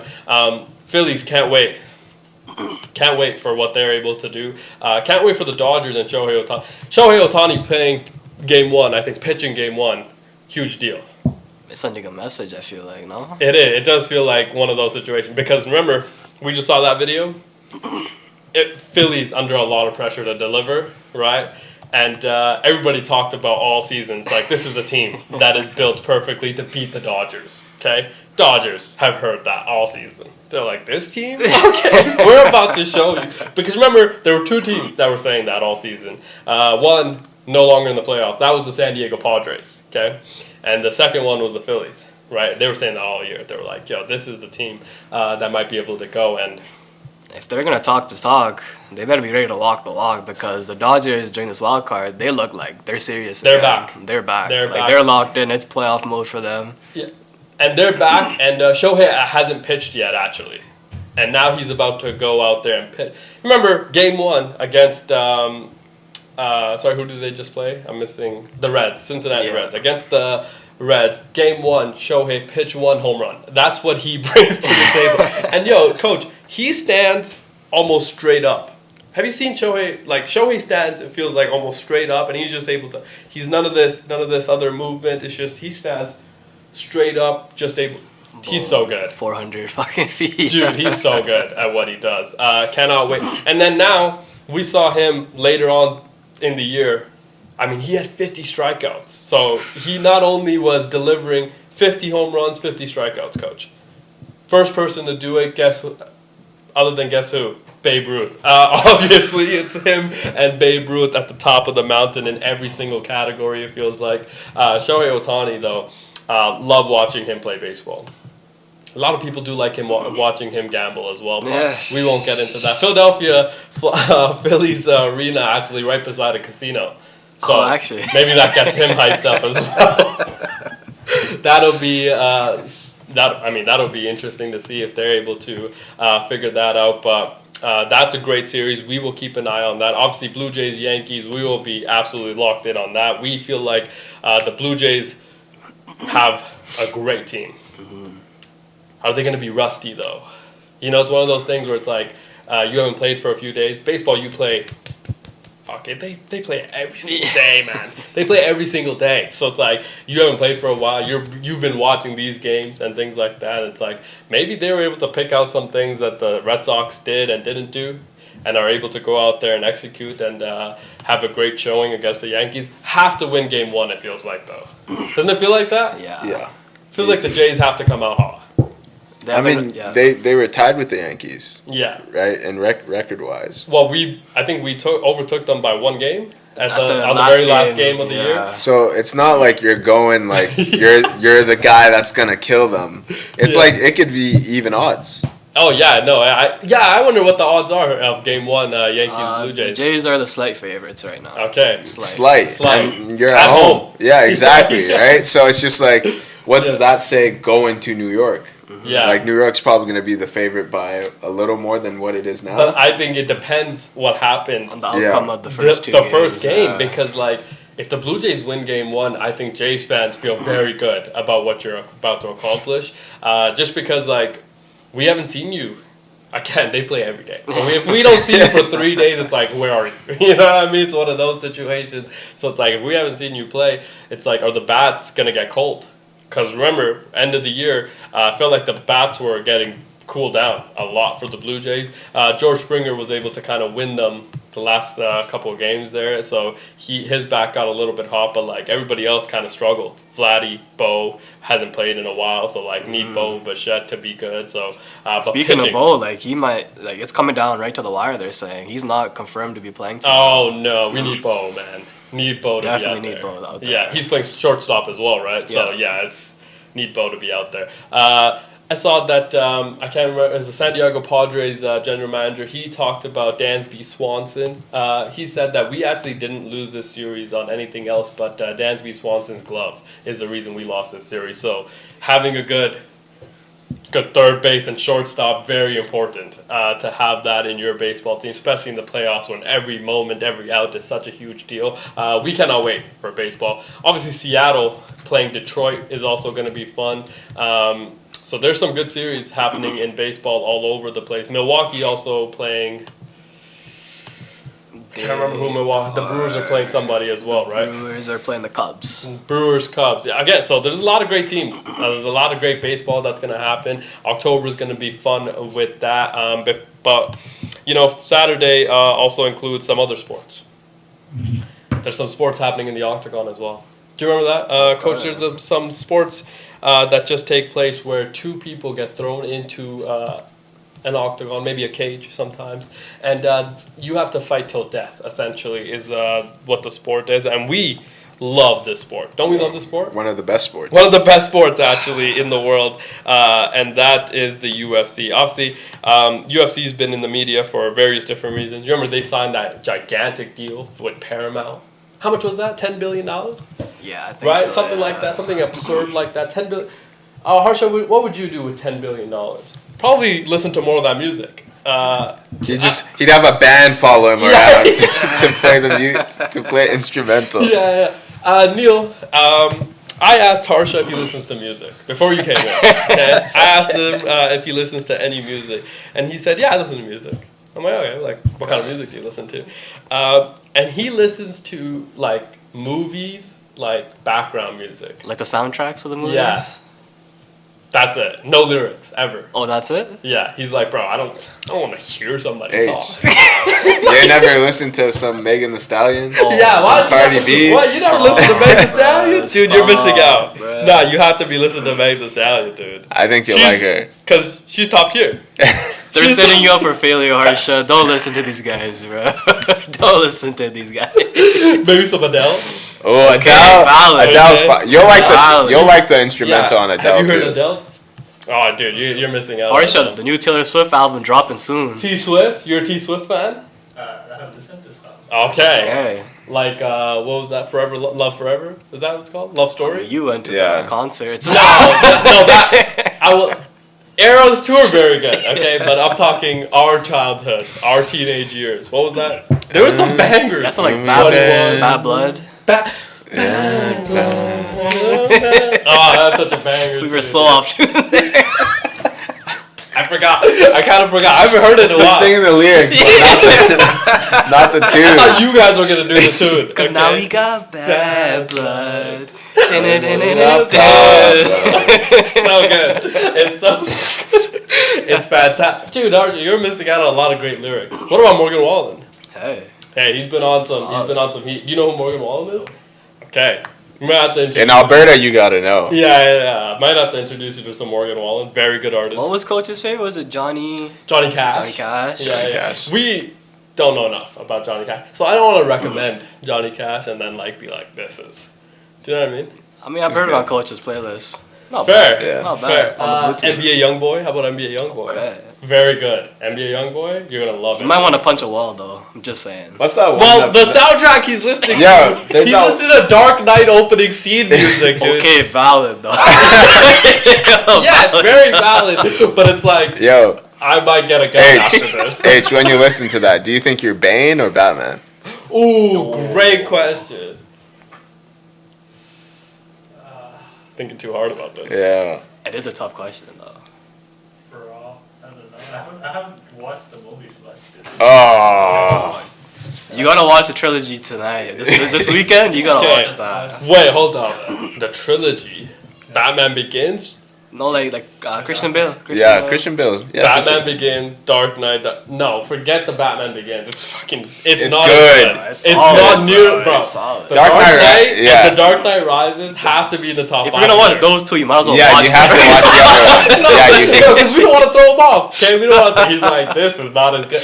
Nah, the Dark Knight and the Dark Knight Rises have to be in the top 5 of all time movies. So they're so good. That's They the best are. Batman. Yeah, they are. Oh, dude, That's it's Easily. Batman. easily the Yeah. best. I will say, the new Batman with Robert Pattinson. Robert Pattinson. Okay, and what's that girl's name? Zoe Kravitz. Yes. Yes. Okay, that movie. Now going in, I watched it opening day. Right, and I had zero expectations going in because I simply think that nobody can play Batman like Christian Bale. Yeah. You remember Ben Affleck? That was the worst thing we've ever seen. Batman vs Superman. Yeah. I didn't mind That was it. one of the most unnecessary movies. It was I've ever alright. I just felt like they did him dirty. Who, with the Ben script. Affleck? Yeah, with the script. seen. With the script. Yeah. But he's not that good. He's not the guy. Sorry, he's not the guy to do Batman after Christian Bale. Yeah. But who is? Nobody, I think, was the right answer. So that's why I'm saying, like, going into that Batman, Robert Pattinson, zero expectations. Okay? Go in, you watch that. That movie also very good. Yeah. I would say. It was like a little more dark. It was dark, Yeah. and I loved it. Yeah. I loved it. I It liked was that they cynical, went like with dark. the detective vibe. Yeah, I will say the villain, not as cool. Yeah. Yeah. You went from Joker, Bane, Bane. two of the goats. Yeah. Two of the- when you rank the antagonists of all movies, two of the goats right there. Yeah. Okay, and you go to this guy, it's like, you know what I mean? Didn't love that. So don't watch that one. Okay, but dude, the Dark. You haven't watched the movies? I watched the Dark Knight, I think. Is that the one with Joker? Yes. Okay, That yeah. one's That's good, yeah. also Heath Ledger? That- the yeah. greatest Joker I've ever Yeah, seen. Heath Ledger. 100%. Shout out to him. Okay, shout out to him. R.I.P. Yeah. R.I.P. Obviously. Okay, so you watched that. I read the script first. didn't watch. What? You read the script. Yeah, I've first. never Hold heard up. that. He doesn't have a mic. We need to get this guy a mic, yo. We should have actually put that one there. Yeah. You know, he said he read the script before he watched the movie. Who's doing that? How'd you get access How'd to you the get script? Why would you be doing that? How'd you get? Yeah, It's like a- So they played like just the opening scene in our English class, grade 12, yeah. and then we have to like study the script to write like an essay. Ah. But just the opening Yeah. scene script. But I just because for me, once I see the individual characters, like when I read them, I can just visual the entire movie. So I just read the whole thing. Damn. I don't like that. That's I don't like what that. Yeah, there was no words to describe what we. I'm happy the audience at the end didn't get the chance to hear that because they would have logged off. Actually, is probably what would have happened because that was crazy.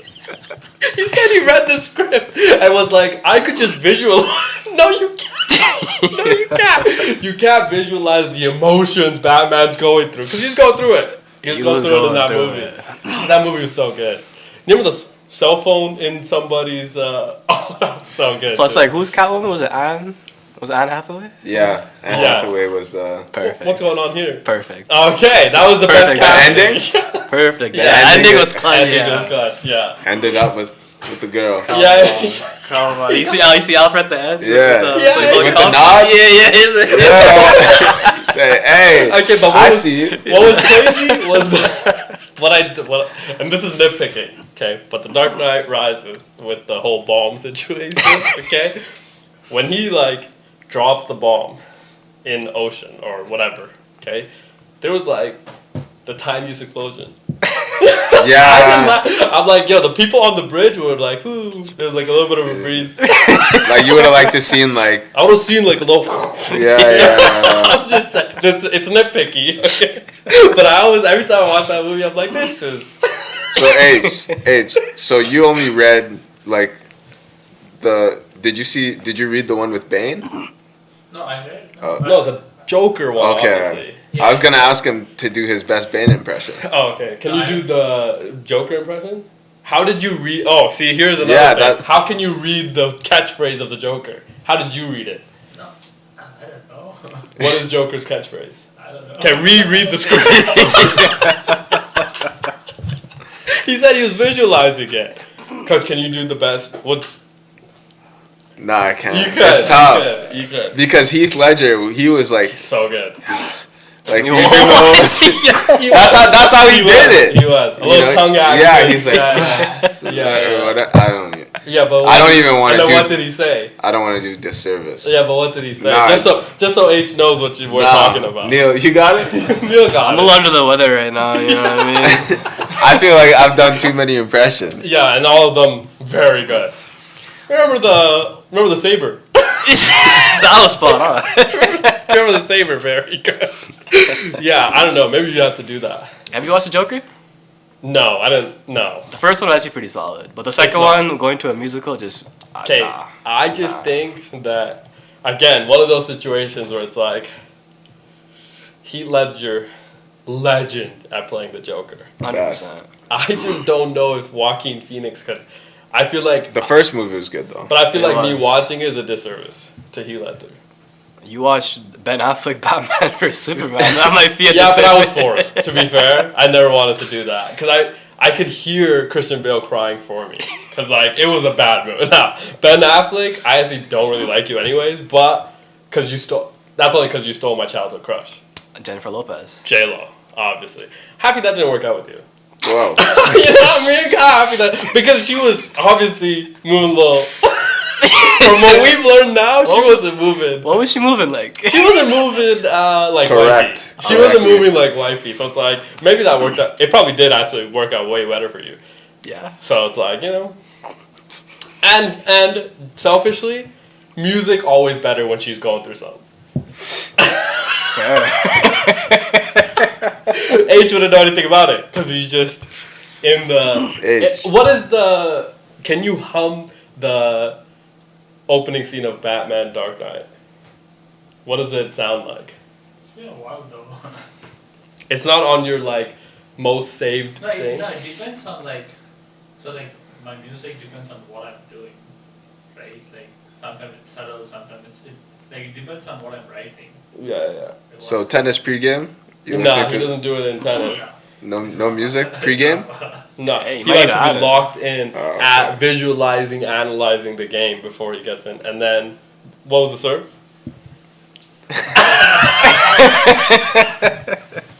No hate. No hate. No hate. Yeah. What? No hate. Yeah. I can't. Also, we forgot about this. But I- can't wait for the tennis. I have not forgotten. Yeah, this I have guy's not here. forgotten. Yeah, yeah. You're ready. I'm getting some free time coming up soon. Okay. So Okay. You gonna be in the lab. I'm gonna be in the lab. Yeah, yeah. 6 a.m. I'm at Kinsman. Okay. I'm practicing. That's Yeah. early. Yeah. I'm But he's practicing. ready. I'm ready. During that Manchester United time, eh? Yeah. Yeah. Well, I'm it's the waiting. right time to take some anger out on the I'm tennis waiting. ball. Yeah. I'm ready. Yeah, H, you better be in the lab. Okay. Yeah, are you gonna get in the lab? When you get in the lab, maybe find yourself some Adele potentially. That is the right music to get in the lab with. Wouldn't you say, Coach? Adele is the best. Is the- For the she- gym? She's Yeah. Rolling in the deep. Yeah. We could have had it all.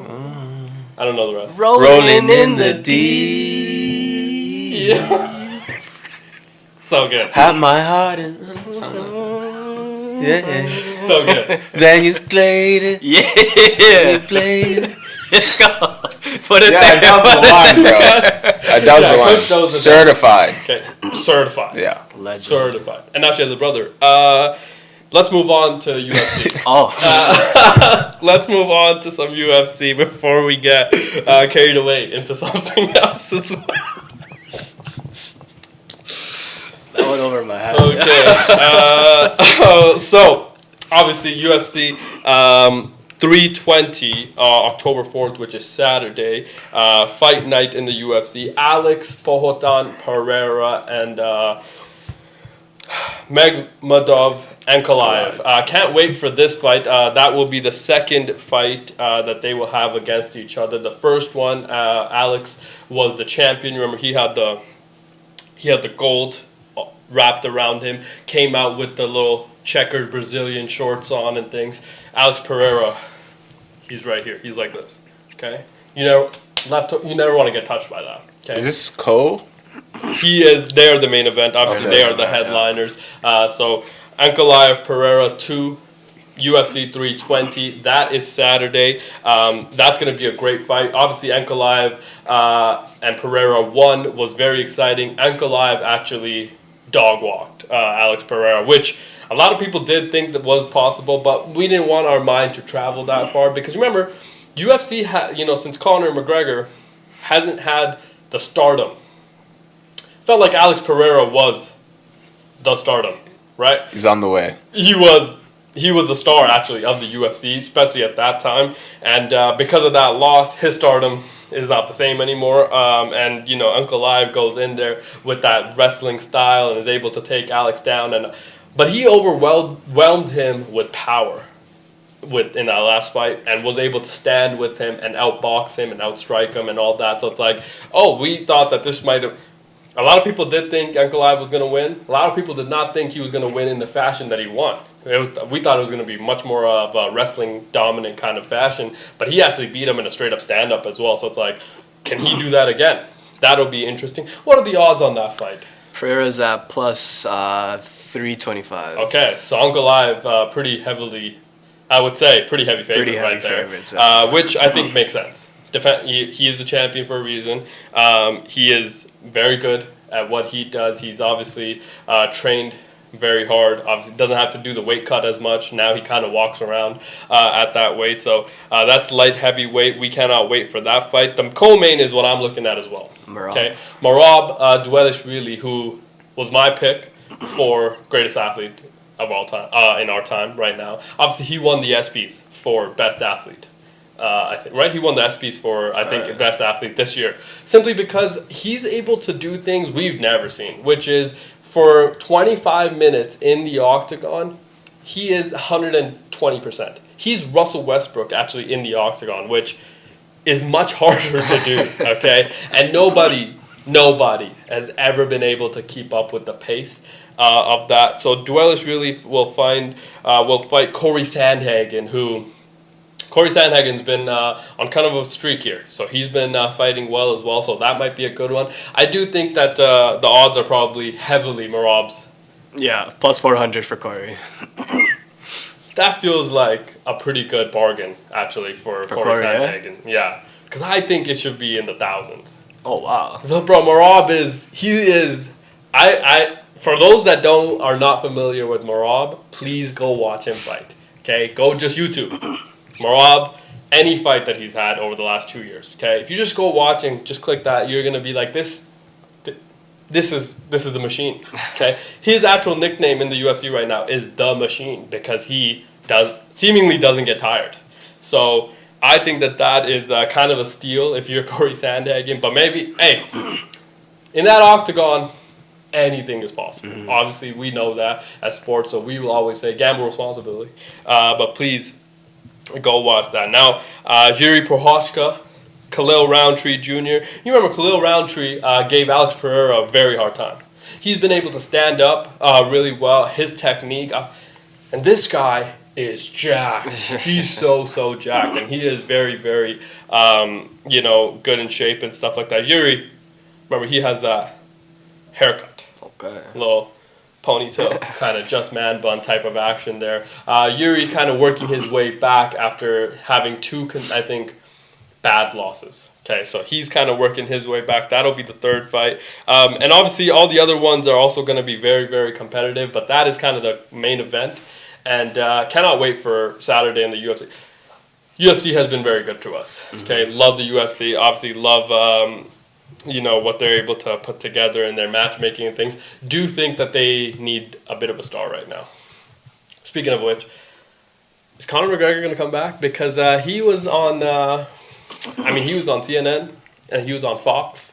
He was saying he is signed, sealed, delivered, actually going to fight at UFC White House card that will be close to, I think, June, because they tried to do it past July 4th, celebrating 250 years of independence of the United States of America. But they couldn't get that done. I think Dana said it will probably be in June. White House grounds. Conor McGregor said, signed, sealed, delivered. He will be fighting on that card. Haven't heard anything out of the UFC or Dana White, who is usually very active in promoting that type of situation. But Conor said he is. Who is he going to fight? Oh. Doesn't matter. It's Conor McGregor. Well, last I heard of him, he was running for president. Yes, for Ireland, which, let's go Irish. Maybe the notorious one is able to bring some more NFL games as well in Ireland. Proper number 12 is the official drink, obviously, of Ireland, maybe instead of Guinness. So maybe that's kind of the change that happens. But that'll be interesting to follow as well. But Conor McGregor fighting back in the UFC would be interesting. It'll do numbers regardless. Oh, he is. He's that guy. He is the attraction of all attractions. I've said it before, over the last 10, 15 years of just following sports, I think one of my most memorable situations was Conor McGregor double champ. That moment in history is all time. It's the lead up, because he's so good on the mic. Oh, I think he's the GOAT. He's so good. He's so good. Who the fuck is this guy? Yeah. Every accent he's doing, right? Personal, right? He gets personal. He throws jabs, and he gets it because he built a very good relationship with fans. So it's the fans are always chirping at the other guy as well. So he's always been very, very good with that. But him becoming double champ was something that, in the history of sport, I felt has to be close to the top of moment in this century, I would say. Okay, past 2000 has to be in the moments of one of the greatest things to happen. Just because it was Conor McGregor, and I think the people sometimes forget the height of Conor. Conor McGregor is the guy. That being said, that's Sunday night. Fight night, UFC 320. Cannot wait for that. Saturday also has college football. College football last weekend, incredible. There were so many great games. Remember, SEC, LSU, Ole Miss. Wow, what a game. Oregon, Penn State. Wow, Night whiteout game. What a game. Alabama, Georgia, look out. Alabama might be back. The Crimson Tide were rolling. There was a lot of great games. This weekend, not great. Okay, some of the matchups are like a little bit duds. Here's the matchups that we like. Okay, these are just those things that we like, and we'll be watching out for. Texas, Florida. Okay, now Florida, not great. Okay, 1-3. Billy Napier on the hot seat like always. Okay, last year also on the hot seat. DJ Lagway, he's the quarterback at Florida, hasn't played great either. Okay. But Texas going to Florida in that humidity. Archie Manning, I think, is going to have, after he was getting talked about last week as well, who he'll always get talked about every week. Okay, but Texas, Florida, that'll be a game to watch. We just want to see if Texas is able to win big and how big. Is the Florida Gators going to be a home crowd? Are they going to give Archie Manning and the Texas Longhorns a tough time? That will be a game to watch. Here's the next one. Vanderbilt, Alabama in Tuscaloosa. That's going to be a great game. Remember Vando, they won last year. And they cheered like they won the Natty, okay? Because the fans were actually taking the goalposts off and running with them, okay? That's how excited they were. And this falls just 2 weeks after Nick Saban said publicly, every game in the SEC is very, very hard, except Vanderbilt. Is that the game day? That is college game day. Yeah. Right. Okay, so Vanderbilt, Alabama, that'll be great. Alabama up to 10th seed now. Yeah. So they're moving up in the rankings as well, which we expected because you win a big game against Kirby Smart and the Georgia Bulldogs. You have to crack the top 10. They do. They're going to be at home against Vanderbilt. Remember, I assume Alabama feels a little bit of pressure. Okay, Vanderbilt beat them last year. Let's see if they're able to. So you're saying minus 11? Well, I'm not saying nothing. I'm just saying Vanderbilt, if you're Alabama, look out, okay? Because there is pressure on you to deliver. The next game I think that we will be watching, Miami, the U. Okay, now the U has been very, very good this year. They paid a 9-year quarterback a lot of money. I think $8 million was the reported amount to get him to come play for them. So that'll be a game to watch. Miami at Florida State. Florida State also on a bit of a heater as well. So that's going to be a fun game. Rivalry, obviously, both teams in Florida. So that'll be an interesting game. That is the 5:30 ABC game. So can't wait for that as well. The last game I think that we are going to be interested in, Mississippi State at Texas A&M. Now, the Aggies have been on quite the roll. They're 4-0. They're the 6th ranked team in the AP poll now. They had a great week last week, okay? So did Mississippi State. Remember, they lost to Tennessee double overtime, okay? So that's going to, Mississippi State unranked, but very, very competitive program. I think that that's going to be a great game. Those are some of the games that we'll just be watching for, okay? I think everything else is, not great, okay? Georgia, Kentucky, Georgia dropping out of the top 10. I didn't love that either. No. It was too close of a game. Not just that it was too close, it was it's the Georgia effing Bulldogs.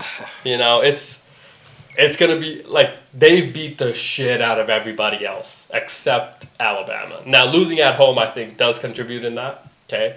But top 10, I think, has to be in there, but they're not. We'll see. Penn State dropping from 3rd to 7th. I think that is probably a little bit more accurate than anything else. Coach, do you have the top 10 pulled up right now? Yeah. Can you just go through what we have in the top 10 going into this week? We have Ohio State at number 1, 4-0. Have to be. Yeah. Okay. Oregon at number 2. Didn't we 5-0. say last week that they were going to have to be number 6. 2? Yeah, last week number 6. Didn't we say last week they have to move up to number 2? You beat Night Whiteout game for the first time ever in Penn State history. You go into South Bend and you beat that team at home. Have to move up to number 2. The U. The U moves down from number 2 to number 3. Makes sense, but I still like the chances for the U. I feel like they're on a roll. Yeah. Ole Miss. Okay, Lane Kiffin's squad moves up. Yeah, after a big win. Yeah. They were 9th, right? They were 13th. They were 13th. They beat LSU at home. Okay, so Ole Miss was at home. Okay, they weren't in Death Valley. Yeah. LSU came to them.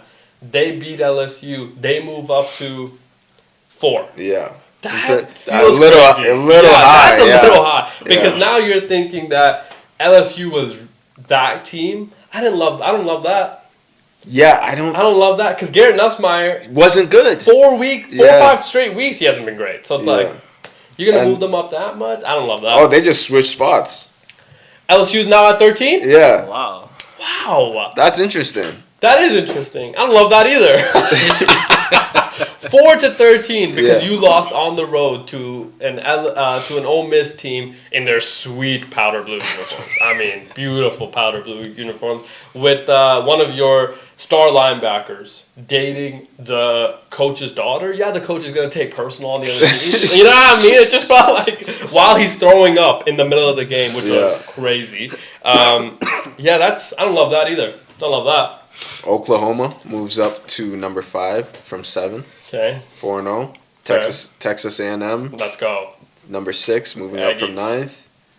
Penn State drops down Yeah. to 7th. That makes sense though, Yeah, right? tough. Because You gotta win. you gotta that win game. at home, dude. Yeah, that I know game- it's a tough game. No, that game That game, specifically. yeah, have to win. have to win. At home, college game day was there. Night whiteout for the first time ever. Like, too much for Yeah. you to not win that game. Drew Allard, remember, he's the big white that might get number 1 pick. 6'5". Next Josh Allen. Yeah, like gotta win that game. Indiana number 8, moving up from 11. Okay, I don't mind that they crocked the top 10 actually. Yeah. I would have, yeah, Texas, 9, yeah. yeah, I don't know. That makes 3 sense. and Dude. 1. Remember, they started I as the don't number know. 1 team. I know, but Yeah, they were they were the unanimous number 1 team entering this year, which nobody liked in Ohio State. They're Yeah. like, "Are you serious?" crazy. We're the Ohio State. We just won the national championship actually, but it is what it is. And rounding off the top 10, Alabama. Okay, Okay. Crimson Tide on a bit of a roll here. Up 7 spots. Again, I think the biggest shocker of it all, Georgia outside the top 10. It's like, I don't think. Yeah, what are we even? I What don't are we like even that. doing here? I don't like that one. You know what I mean? Like they lost to an Alabama team by 2 points. Can't do that. Ole Miss a little bit high. in my Ole Miss opinion. is a little high. Yeah. Now we love Yeah. what they. I think they're top 10, but Yeah. 4 4 is crazy. and to switch them spots with LSU. The other thing is like Kurt Zanetti coming to Indiana. I think first year take him to the playoffs. Okay, he's been very good building that Indiana program. Their quarterback got hurt. Right, he was now in the conversation favorite to win Heisman as well. Okay, are they better than a Georgia team right now? Like I don't agree with that. That's my only thing. It's like it just feels like. That being said, still early. Yeah, So let's not like get. but next week Indiana's gonna have real trouble. They're playing Oregon. Yeah, like That's gonna be a that's good gonna game. be a great game. Yeah, Just to see. depending if, on how this weekend goes, that yeah, could be. yeah, that's gonna be a great game. Yeah. Where is it? In Indiana or if it's in Oregon, it's gonna be tough for Indiana. It's in Oregon. Yeah, like that's Yeah. tough. That's gonna be a tough barn. Cannot wait.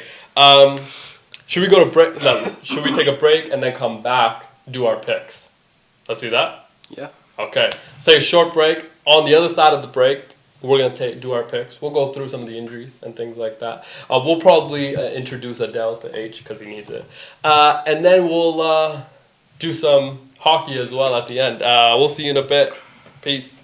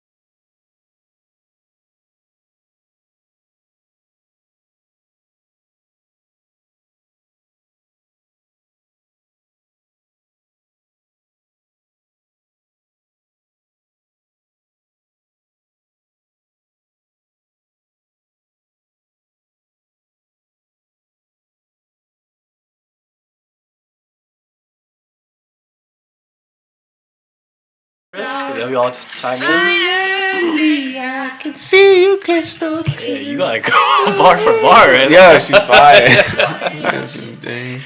Welcome back to our show. Estimate the things that I can be. Hey, This is us introducing Adele to H. Anymore, then you make it corporate. I was just about to say. Oh, you- Yeah, I was like, That's hilarious. Adele, very good. Okay, that was. I'll show you the chorus after this. Yeah. We were playing a little bit of it before. Okay, Adele again. Gotta listen to Adele, man. Any other artist recommendations? Obviously, Meg Thee Stallion. No, Are no. You, writing? You should be writing these down. No. Meg Thee Stallion. No, you see that Clay Thompson presser? Yeah, I did. He see pretty that. much basically said free Tory at the end. word? No, you did not. What happened? All the comments are saying it. What happened? What He's happened? like, bro, damn near said free Tory. It was Nelly G and all of his burners that were just free Tory. Yeah, I had like 6,000, 7,000 likes on those burner comments There too. you go. Yeah, that's he's outing himself right now too. It's hilarious. But Meg Thee Stallion. What else? Who else would you recommend? Don't listen to Meg Thee Stallion, Tory Lanez. Tory. Tory Okay. Lanez. Maybe you don't listen to Tory. He's in prison. Okay, you don't want to associate yourself with that guy. Speaking of prison, Diddy also might be in prison right now. He got, He got it convicted was for four years, 4 years. 2 Yeah, months. yeah. Coach, do you want to say any words for Diddy and his time in prison? You could just say some of the things you were saying off camera. If you want, you know. Because Coach was saying, I'll just paraphrase for you. Yo, Is that that's okay? crazy. Is that okay? I wasn't saying. Because I think all he said was like, maybe don't take the baby oil in the prison. Yeah. Yeah, which is In the prison. well, don't take it in I mean, or do. yeah, for him. Let's move on. Let's move on. Those are our recommendations. Don't listen to Diddy as well. Music and advice. Yeah. Okay, don't listen to that guy. Diddy over Meg though. Crazy, That son. see Musically. one person got shot that Allegedly. sent the other person Allegedly. to prison, and one person is going to prison for horrendous acts. Okay? Yeah. Absolutely horrendous acts. Allegedly. Now, he has been proven on some of them, so it's like not alleged anymore. These are proven. So it's like, those are horrendous acts, okay? But those are our recommendations. Obviously, if you want to dive into the Drakes of the world. Drake's pretty good. Drake is he's a good like starter, I think, in the music realm. Wouldn't you say? Yeah. Right, one of those, because I can think blend. someone that like matches H's aura is like YoungBoy. That's what I'm saying. NBA YoungBoy, don't forget. Again, Yeah. I don't think you're writing these down. You need to. No, I think you would actually like NBA YoungBoy because he's so calm in the way he delivers his music. Very It's good. poetic. It's almost like you're listening to Dark Knight opening scenes. Yeah. It's almost like that with just that symphony. It's like a semblance of Beethoven. It is. A little bit. It is, isn't it? Yeah. I'd say It so. is. NBA YoungBoy for sure. NBA YoungBoy, you'll love. It's all like it's kind of like smooth jazz. Yeah. It's kind of like listening to smooth jazz. Okay, and you don't want to be doing that. You don't want to be listening to NBA YoungBoy and then play tennis. Okay, don't want to do that. You want to be listening to him and then maybe just when you're just relaxing. Okay, when you just want to have a nice time off, right? Maybe some vitamins and Yeah. NBA YoungBoy. Very good combination. Okay, if you wanted to do that, those are our recommendations. Nelly G, don't listen to any of his recommendations. Adele, very good recommendation. I said Taylor Swift too. He did say Taylor Swift. T-Swift, Also, yeah. very good recommendation. Taylor Swift, #1 artist in the world. Okay, so if you're not on that, have to be. Jelly Roll. See, we'll go down a rabbit hole. Let's get to our picks before we go down any further. Started off with the game Minnesota Vikings against the Browns Okay, in London. in London. The spread is at -3.5 for the Vikings. Seems like a lot, but Plus 265 money line for the Browns. anything we need to know about this game? Well, what we do know, Dylan Gabriel, QB1. Yeah. Okay, first start, overseas switch. Which seems kind of hard to do. I don't know about you, Coach. Right? Don't you think that that's kind of a weird position to be put in? That you have to get the QB1 spot when you are in another country? Yeah, Like, that is weird. Right? It just feels like a little bit weird, especially against a B-flow defense that has been no Van Ginkel. No Van Ginkel, no Brian O'Neill, tackle. No tackle, okay. Obviously, JJ McCarthy now. Yeah. Ryan Kelly, center. A couple of injuries. Okay, so those are some pretty big injuries that you just named out for the Vikings' perspective. On the Brown side, Greg Newsome, cornerback, questionable. Not ruled out yet. Only guy ruled out is defensive tackle Mike Hall. Oh, don't love that. Oh, Tillman is on IR. for the Okay. Browns. So Wide receiver, right? Yeah. Yeah. So that's kind of interesting, but Jerry Jeudy still the guy, obviously, and Quinshon Judkins, Yeah. also the guy. Looks pretty Remember, good. two-headed monster at the Ohio State University. Him, Trey Henderson, right? So it's like those are the two-headed monster at the running back. Could you imagine that? Yeah. Right? Didn't they say Ohio State, the best team money could buy? That's just one position they were referring to actually. Those two guys have been obviously integrated into the NFL. Judkins has been pretty good as Very well, solid. coming back from not missing all the training camp. So that they might lean on him a little bit heavy, I think, going into this I believe game. Isaiah Bond as well. Yeah. He's playing as well. I think his second game. Okay, that'll be interesting. Speedo. Speed out. Yeah, Texas product. Him and Xavier Worthy, absurd together at Texas. Coach, where do you see this game? Obviously, Carson Wentz experience. We got to live it in Ireland. Will we live it again in London? Matey. Feel like this one's kind of tough, but I think I'm just gonna take the Vikings Okay. to win and cover. Okay. Just Dylan Gabriel coming in as a rookie. Yeah. Like I think it's just like if you're the Browns, you're not expecting anything. you're not expecting a win out of this. Yeah. But if you're the Vikings, 3-2 sounds really nice. Yeah. After what you've gone through, it does Yeah. sound very nice. I agree. Because Yeah. the Packers might be Yeah, nosediving a little bit right now. exactly. They're on a bye though, and there still could be nosediving. But Gotta get it when you can. Yeah. So I'm gonna take the Vikings. okay, I like that. I will take the Browns. The Brownies are, last week I also took QB1 Jackson Dart paid out. I think that you do get a boost when a quarterback changes. Everybody plays a little bit harder. I also think that defensive line is going to make Carson Wentz life a little bit hard. So that'll be interesting. Again, the offensive line struggles continue for the Vikings, so I will go with the Browns to win that game. Okay, moving on. We got the Dallas Cowboys going to face off against the New York Jets. Cowboys are the slight favorites, and the spread is lined up at -1.5. Why are they the slight favorites, Nelly G? Well, it is the Jets. They should be Yeah, favored a bit more, right? So it's like Kevontae Turpin out, Oh no! CD Lamb obviously out, Yeah. Lee Cooker out, tackle Tyler. Booker? No. He's also out, but Tyler Guyton. He's also out. Also out. That's two of your starting offensive linemen. Yes, and a bunch of guys are questionable as well, like Nealon, Jonathan Mingo, Kenneth Murray, Miles Sanders, Tyler Smith, a guard. So a lot of That's injuries a there. lot of tough injuries for the Cowboys. And on the other side, it's just Michael Carter II. He's confirmed out. Okay, that's it for the Jets. Two other guys are questionable. Jets 0-4. Cowboys 1-2-1. Okay. Last time we saw the Cowboys 40-point tie.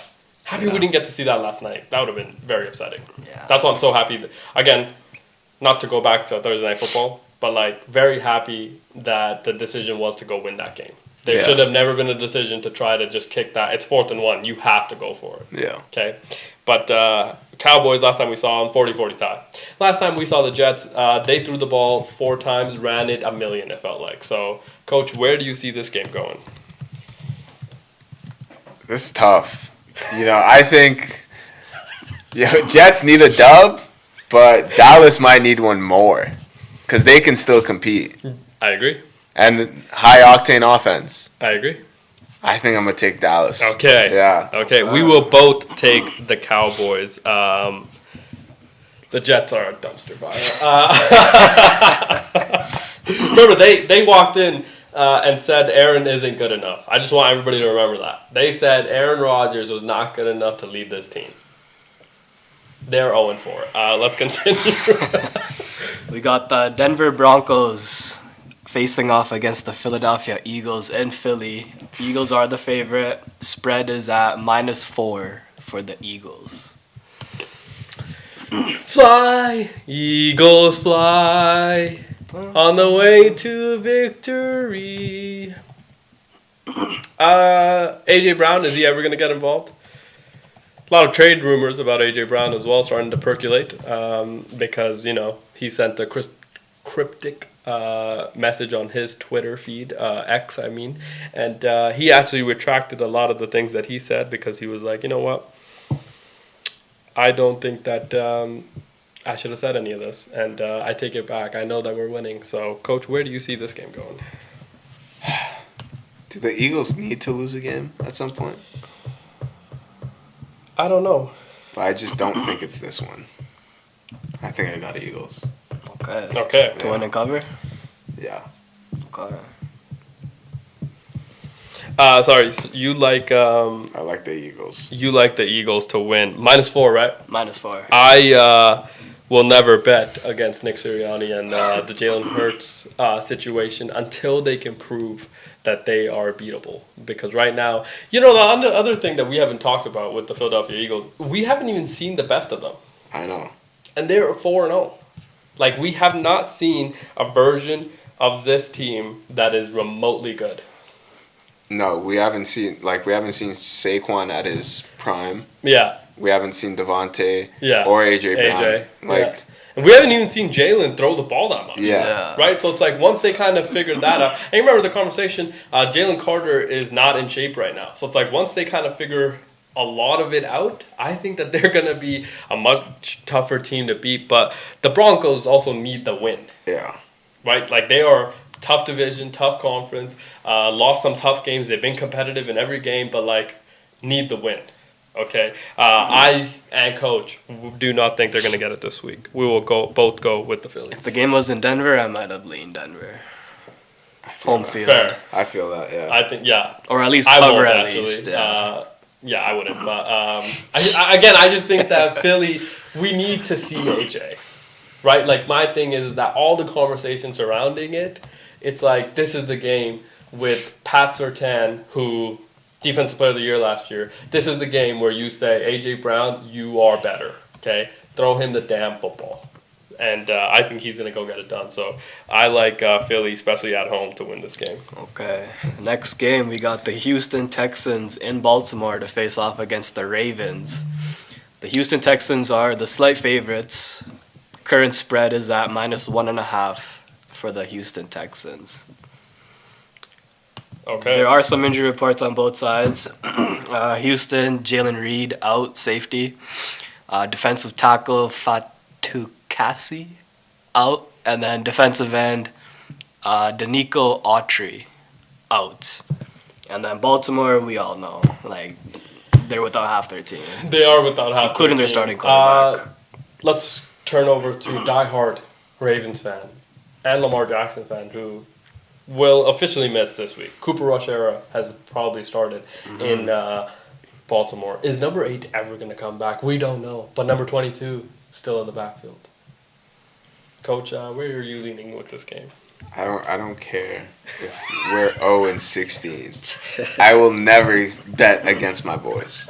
I got Ravens to win. Easy. Can you tell me one more time? What was the spread on this game? -1.5 for the Texans.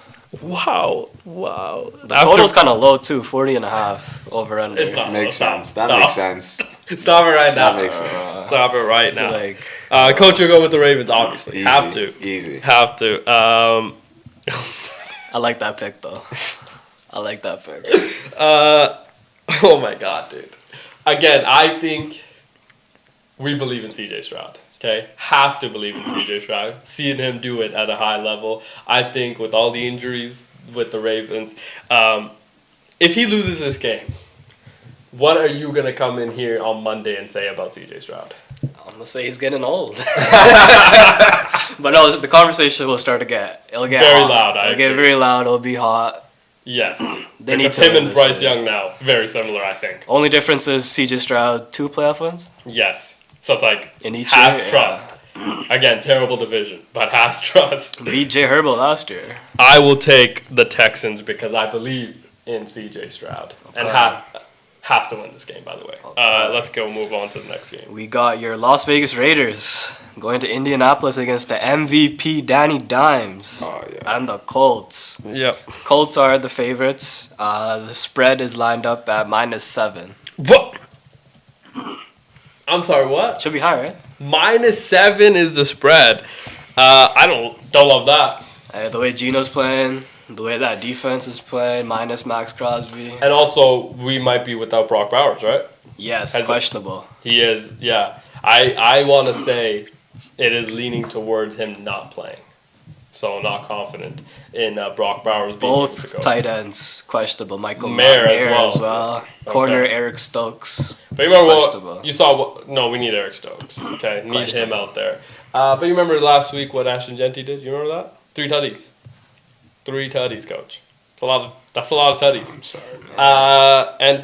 But Indiana Jones has played well. But maybe we'll get also lucky with Adonai Mitchell doing some of the things he did last week against the Rams, and then I don't want to see that guy on the field. we're out there after that. So -7, dude. Don't disrespect us like that. I feel like we should be.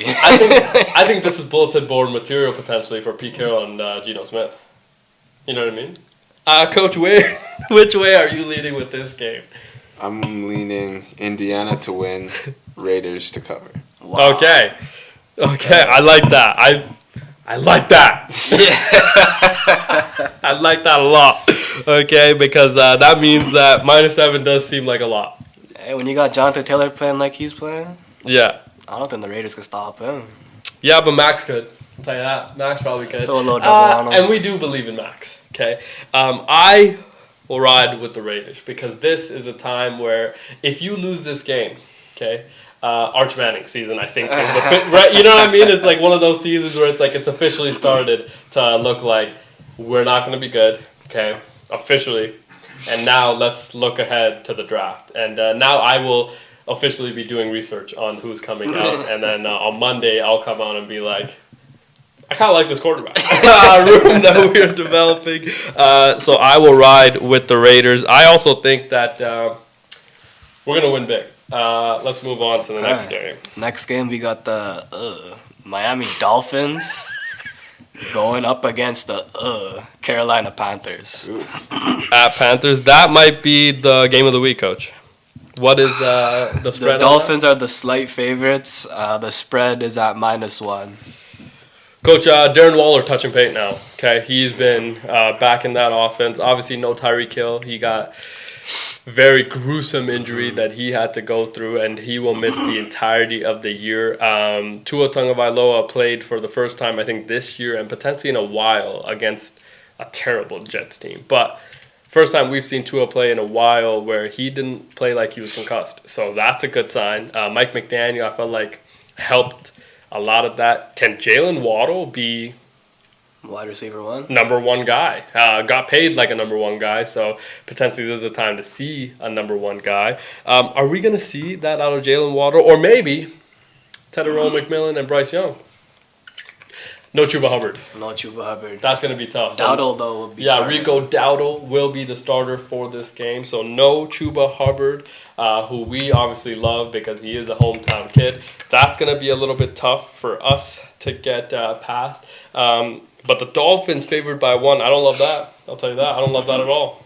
think they Coach, should where be are you leading? I think they should be favored by more. Okay. I got Miami to win and cover. Okay, Coach.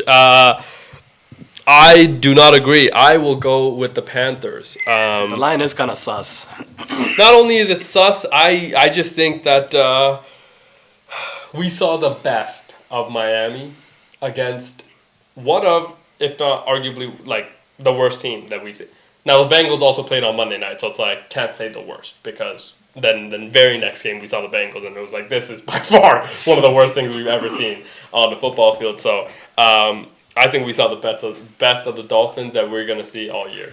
I'm all out actually on the Dolphins. Wasn't actually in on the Dolphins going in. Remember, we talked about it many times. Like nothing positive ever came out. Feels like it's all been negative. It continues to say that way. Now, if they're wearing those sweet black uniforms, Fair. it's gonna be tough. Yeah. But can they win those 2 games in a row? On the road, especially, I don't think so. I don't know. Yeah, that's gonna be tough. So I will not pick them. Okay, moving on. We got the New York Giants, Jackson Dart, going up against at P Betts' favorite team, the New Orleans Saints. That is also game of the week. It sounds like. And probably for the first time and probably for the last time all season, the Saints will be favorited. The current spread is at -2 for the Saints. Okay. Obviously, Giants, no Malik Neighbors. Okay. Brian Burns going to play this week. I believe. Any other injuries that we need to know about for the Giants? Because I did see that they might be out with some defensive line trouble. I'm not sure if that's accurate.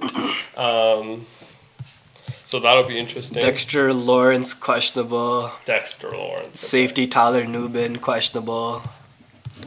Tough. Okay. And then what about for the Saints? Juwan Johnson, starting tight end, Yeah. questionable. He's been their best player almost. Yeah. He's been good for They them. have a couple of offensive linemen, questionable. Caesar Ruiz Yeah. is out. Chase Young out. Okay, of course. Trey Palmer out. Yeah. Yeah, They have a bunch of guys. Coach, this is arguably, again, I was going through the Sunday slate, tough games. Like, we just had Dolphins, Panthers, Giants, Saints. And these are the second window games. Yeah. 11 a.m. game. Oh, thank God. Because nobody, just bury them in the 11 a.m. window. Because nobody ever wants to see these teams play. Coach, which way are you leaning? Saints got to get a win at some point, though, huh? I don't know if that's accurate, but maybe. You don't think? I like the Saints. I like the Saints. Okay. I do like the Saints to win. Everyone's high on Jackson Dart's debut. I know, The that's- Chargers. I feel like Yeah. the public's gonna be on the Giants side. Yeah. I think the Saints. That's popped up, yeah. that's why I'm leaning that way too. I Okay. feel the same way.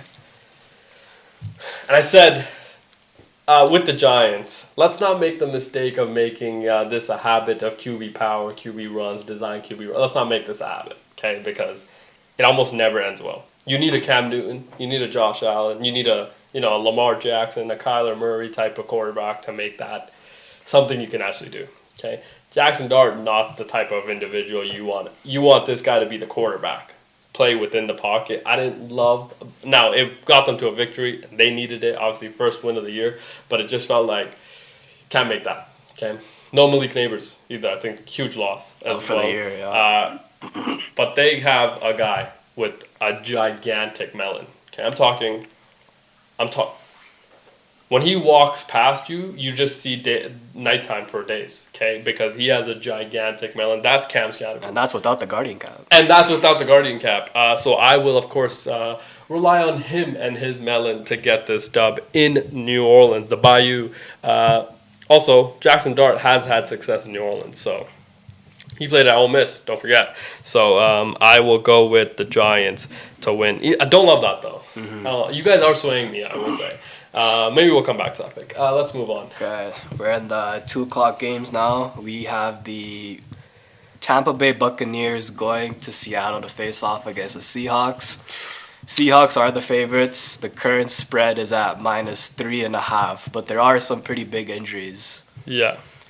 Devon Witherspoon did not practice. I believe don't he's love out. DeMarcus Lawrence looking like he's out. Don't love that. Safety Julian Love looking like he's out. You're missing Witherspoon and Julian Love. Yes. It's two pretty big But on the pieces. other side, the Bucks are losing some big people. Bucky Yeah. Irving, Yeah. Mike Evans, No Mike Evans. Jamal Dean, cornerback. Oh, no, Jamal Dean. And then Benjamin Morrison, Yeah. cornerback. And then their safety, Christian Izian. Yeah. I'm butchering. Don't love that. Yeah. Either. Coach, this could be the game of the week. Right, we think so. Yeah. By I think far the best looking game, jerseys wise. Yeah. Jersey, have to see the sweet jerseys on these. Okay, Yeah. creamsicle versus retro Seattle Seahawks. Silver pants, silver helmet, the light blue little teal, or the teal greenish mixed with the neon greenish. It's kind of a cool looking color, so that's gonna be sweet as well. Seahawks should make that their regular. I think. Yeah. Okay, they need to go to Full that. time, 100%. Full time. That one's interesting.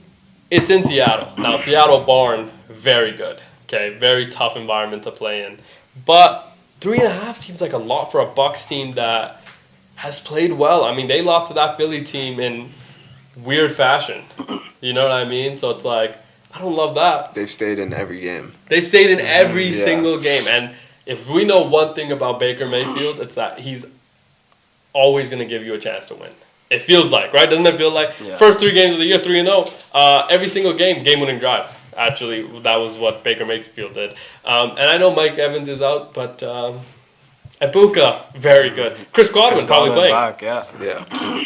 Feels like a lot of great things happening for them. Coach, where do you see this game going? I like the Bucks. Okay. Okay. The Bucks too. Coach will take the Bucks. I will ride with the Hawks this week.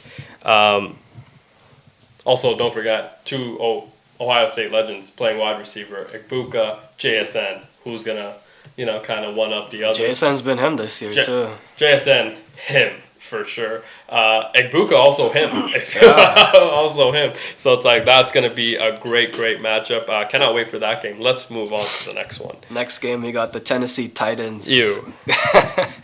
Going to Arizona to face off against the Cardinals. Again, let's bury that game as well in the 11 a.m. slot and not in the 2, but whatever. Yeah. Cards favorites. The spread is at -7.5. It's high. That is a lot of points. Yeah, that's high. Now, the Titans scored 0 points against the Texans team, division rival, last week. Okay, they scored 0. Okay. They lost 26-0, Coach. So we could say it's high, but again, seems accurate. And then their quarterback said, look, I'm just going to be honest with you. I'm just going to keep it a buck. We ass. Okay, we ass right now. And then his coach, who... He's 3-18 in 21 games, Coach. And if you look at just consecutive losses, I think he's lost an entire season straight. Oh, so yeah. that's a little bit tough as well. He runs a little hot. He handed the play calling duties, which is why he got hired, by the way. He handed that over to quarterback coach Bo Haggerty last weekend. What does he do? Score 0 points is what he does. So that's a little bit tough. The coach actually checked Cam Ward and said Cam Ward needs to learn that his words carry weight. Coach didn't love what Cam Ward said. As a fan, I loved it, okay, because I think that's your quarterback being authentic and real. And as a coach, I do not think that you should be a head coach anymore.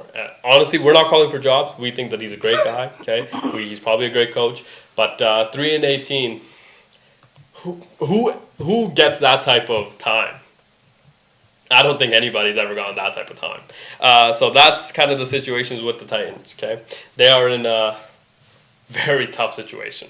Cardinals, last time we saw them, they were moving kind of funny, but Marvin Harrison Jr. was able to make some big plays at the end. So they are kind of also Trey on the Benson on IR, so the run game. Yeah, run game I saw now that. also different. DeMarcado, Michael Carter. Michael Carter picked up. So that'll be kind of interesting as well. But we know RB1 will always be Kyler. Plus so, you got Trey McBride, share hands. Yeah, so let's see where this game goes. Coach, where do you see it going? I think you convinced me. I'm going to go Cards to cover. I will agree with you. I am completely out on the Tennessee Titans because... wow, they suck. Yeah, that coach going 3-19, it looks like. Yeah, honestly. And then, what, you extend him? Does he get the whole year to figure this out? I think so. They might pull the Falcons and fire the quarterback or the wide receiver coach. And that potentially could change everything. Let's move on to the next game. This one, Detroit Lions in Cincy against the Bengals. Oh, jeez. Lions heavy favorites. The spread is lined up at -10.5. 10.5? That seems like not enough points. Seems actually. pretty low. Yeah. Yeah. Especially what the Lions have been able to do. That seems like low amount of points. Now, that being said, the Cincinnati Bengals, again, are lucky to still be in the NFL, I think, at this point, after what we just saw them do. Is this a time where maybe they heard all the conversation and they were like, are you guys... It's not a We have Jamar Chase, Nah. $40 million coach. We have $30 million on the other side of T. Higgins. Sorry, Coach, man. we got a really good defense. And guess what? We're gonna change the play calling, so we're gonna help Jake Browning. We're gonna get the ball out of his hands very, very fast because our offensive line can't stop a nosebleed. So, maybe that's the way. 10.5, coach, at home is a lot. Now the Lions, I mean, after they beat the dog out of your Ravens, they've been also very good. The dog. Huh? Well, it did feel like that. Yeah. They had like 900 yards of offense. But, Coach, where do you see? I'll put Lions to win and cover. Okay. Yeah. I will agree with you because,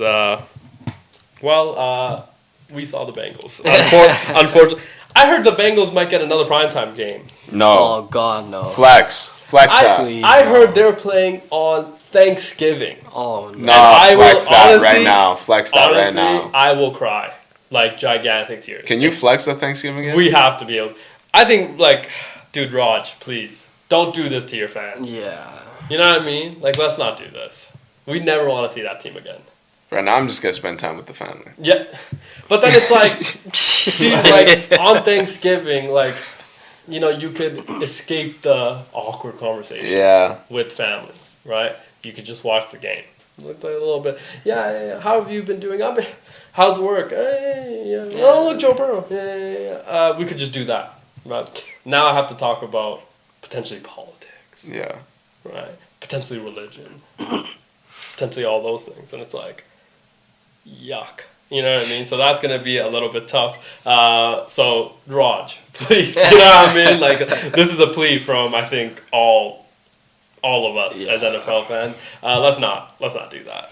Let's move on to the next game. Last game on the 2:25 slot, we have the Washington Commanders going off to LA to face off against the Chargers. That's low-key a good game. Pretty Yeah. good game. Jane Daniels is back. Yeah. No- Chargers are the favorites. Yeah. Spread currently is at -3 for the Chargers. Okay. Don't love that, but whatever. No Scary Terry. No scary Terry. Anything else? Anybody else that might be missing from that game? Von Miller, I don't know if you've seen, but there's clips of him circling the internet, especially against the Atlanta Falcons. Didn't look great. Okay, he didn't look great. No, he did look 36, 37. Okay, so he didn't look great in a lot of those situations. Commies, I feel like even yet last week with Marcus Mariota played fairly well enough to win. They didn't, obviously, so that's a little It'll bit be Noah interesting. Brown. He's out for the Commies, and right tackle Sam Cosme Okay. will be as well. But they're he was missing a full some pieces. participant this week. Yeah, so they're missing some pieces, but Scary Terry's still out. Scary Terry's big part. Still got Debo. Okay, that's gonna. Wild Bill needs to show us that he can be wild a little bit. But Jaden Daniels missed 2 games, so they went 1-1 in those 2 games. He's back. Is he gonna be the guy we saw against the Packers, or is he gonna be the guy that we saw against the Giants week 1? That's a conversation. Okay, the Chargers coach are coming off of a loss, obviously against the Giants in a tough fashion there. But Big injuries there too, right? yeah, big injuries there. Joe Alt, Joe Alt, is he out? he's out. Okay, so that's going to be tough. No left tackle for them. Obviously, that's something that they have to adjust to. But Omarion Hampton looks like he's a guy. Okay, Quentin Johnston looks like he's YR1. Keenan Allen still there. Lad McConkey, you could just sneak in there as well, right? So and then defense has played really well. So it's like Derwin James even is Derwin without James, Khalil Mack, they have been able to generate a lot of pressure. So Chargers at home against the Commies. I assume a lot of Commies fans are going to be in that building, just by knowing what SoFi usually gets from home team. Like if the Rams, for example, play the Bears, you can just chalk up 70% Bears fans will be in that building. So I assume a lot of Commies fans will be in LA this weekend. Coach, where do you see this game going? Yeah, I'm gonna have to take the Chargers, I think. Okay, I like that. I like that a lot. To win and cover? 3 points. Yeah. Feels like about right. I will take the Commies. I believe in them. Sorry. I believe in democracy. Let's go. Keep going to the next All right, game. we got 2 games left. The Sunday nighter, we got the New England Patriots Game of the going week. to Buffalo against the Bills in their all white All white. jerseys. All white. Looking clean. Bills heavy favorites. Spread is at -8. I don't love that. I don't love that at all. Bills with sweet all whites. Oh yeah. Great uniforms. Coach, I don't know if you've been able to see those sweet white uniforms, but that will be interesting. Anything we need to know about some of the injuries that might be happening in this game? Is Matt Milano, Ed Oliver going to play on defense? Because I think that's important if they're going to be able to play. And are there any Khalil Shakir? Is he going to be able to go? Doesn't look like for Doesn't look like Matt Milano? Matt Milano, yeah. Yeah. Joey Bosa he rested this week, but he should be looking to Okay, play. he'll be back. Anything on Ed Oliver? Is he Ed going to be Oliver. back? Sorry, this is very old laptop, very slow. Yeah, very no slow. worries. So that is kind of that situation there. Now, there's a lot of situations that Coach, Questionable. sorry for who? Both Milano and Ed Oliver. Okay, so they might be able to go. They missed the last 2 weeks of games. Yeah. So they're able to go. I think that elevates their team a lot. Anything about the Pats? No injuries on the Pats? Christian Gonzalez back. He's back. Shout out. That's going to be He's great back. for them that he's going to be back. Now, Coach, after they released the uniforms and this is rivalry week and all that situation, they said that, snow melts in May. Go Pats was a lot of the things that were trending from Patriots fans. I loved it. Coach, 8 points at home against a division rival in the Patriots. Where do you see this game going? I hate to do this, but I'm gonna take the Bills. Okay. To cover Pats as to well. cover. Okay. Okay. I like that. I will. This is a tough one for me because Bills are my pick. I've been on the bandwagon for quite some time. I will take the Patriots to win this game. Wow. Think. That's interesting. Yeah. Yeah. For their money line, they're priced at the same that the 49ers were yesterday, at plus 450. So Okay. Pretty good. Good value. I think that Drake May, Mike Vrabel, they're good enough now to compete. Okay, and if you're gonna want to compete, that's the team that you're gonna need to compete with. You play them twice a year. Okay, need to compete with them. And then Monday night we have one game. Yeah, pretty good game. We got the Chiefs going to Jacksonville I love this game. to play against the Jaguars. Chiefs are the favorites. Current spread is at -3.5. I like this game a lot. Should be a good game. Yeah. But knowing us on Monday night, it probably won't be. Coach, which way are you leaning with this? Anything we need to know about this going in? Obviously, no Rashi Rice because he comes back the next week, right? Yeah. Oh, no. He'll come back the week after. 'Cause this is week 5. Yeah, He won't be back until week 7. Chiefs look fairly healthy other than X is Rashee back, Rice. obviously. Yeah, he is So- back. Both sides look pretty healthy. Yeah. Okay. I think Mahomes he's looking good now. I think he's ready to go. Did you know that last week against Coach's Baltimore Ravens, the Chiefs scored 35 points for the first time in 2 years since 2023. Really? And that was the best Pat Mahomes has played since November against, guess what? The Raiders. So that was, again, that was a really good Pat Mahomes and the Kansas City Chiefs. It looked like X coming back really helped that team. And the entire conversation after the game was, oh, well, Lamar was hurt. Well, they were down 17. But, Coach, where you like the Chiefs this week? I like the Chiefs to win and cover. Okay. I will take the Jags this week to win this game. It's a common theme with you, the Jags and Panthers, I feel like. Yeah, I do like the Jags this year. I said that going into the year. I said the Jags because this is a prove-it year for Trevor. You got your money, okay? Got a lot of the pieces. We've given you a coach that's going to be a play caller, like offensive everything. Like, I think that this is the time you have to win. Could have been 4-0. You took them to win the division too. Yeah, could have been 4-0. Remember that, right? They lost to a Bengals team that we have now learned might lose to a CFL actually team. So it's like we've learned that as well. So yeah, I don't know. I think, but again, Monday Night Football at home. think we're going to learn a lot about Trevor Lawrence and Travis Hunter. Let's not forget about him being in that team. And I just think that this is a time that Jags stun the world because a lot of the money, I assume, will be on the Chiefs. Yeah. That's it. That's for our picks. We've had a great Friday. Now, before we obviously conclude, we have one more thing that we have to get to. And we've had some, Coach and I, huge hockey fans. Aren't we, Coach? The biggest. We're the biggest hockey fans. We are the biggest. We are the biggest. Now, we cover all sports. Yeah. Isn't that right? Before we actually get into hockey, there's another sport actually happening as well this weekend. Do you know what sport that is, Coach? Senate? What? No, it's a sport where 20 drivers line up and they go around a circuit to determine which out of the 20 or which 3 are actually going to win. Okay, that's actually happening way over there in Singapore. Okay, that's happening this weekend as well. That's on Sunday. Okay. That's going to be a great race. Street circuit. You know, street circuits create a lot of crashes, a lot of barriers. You know, you're just driving. It's like, oh, so you're done for that car. $2 million car, like it's a lot of money. And sometimes if the driver's at fault, they have to pay with their own money. Do you know that? Wouldn't that be crazy?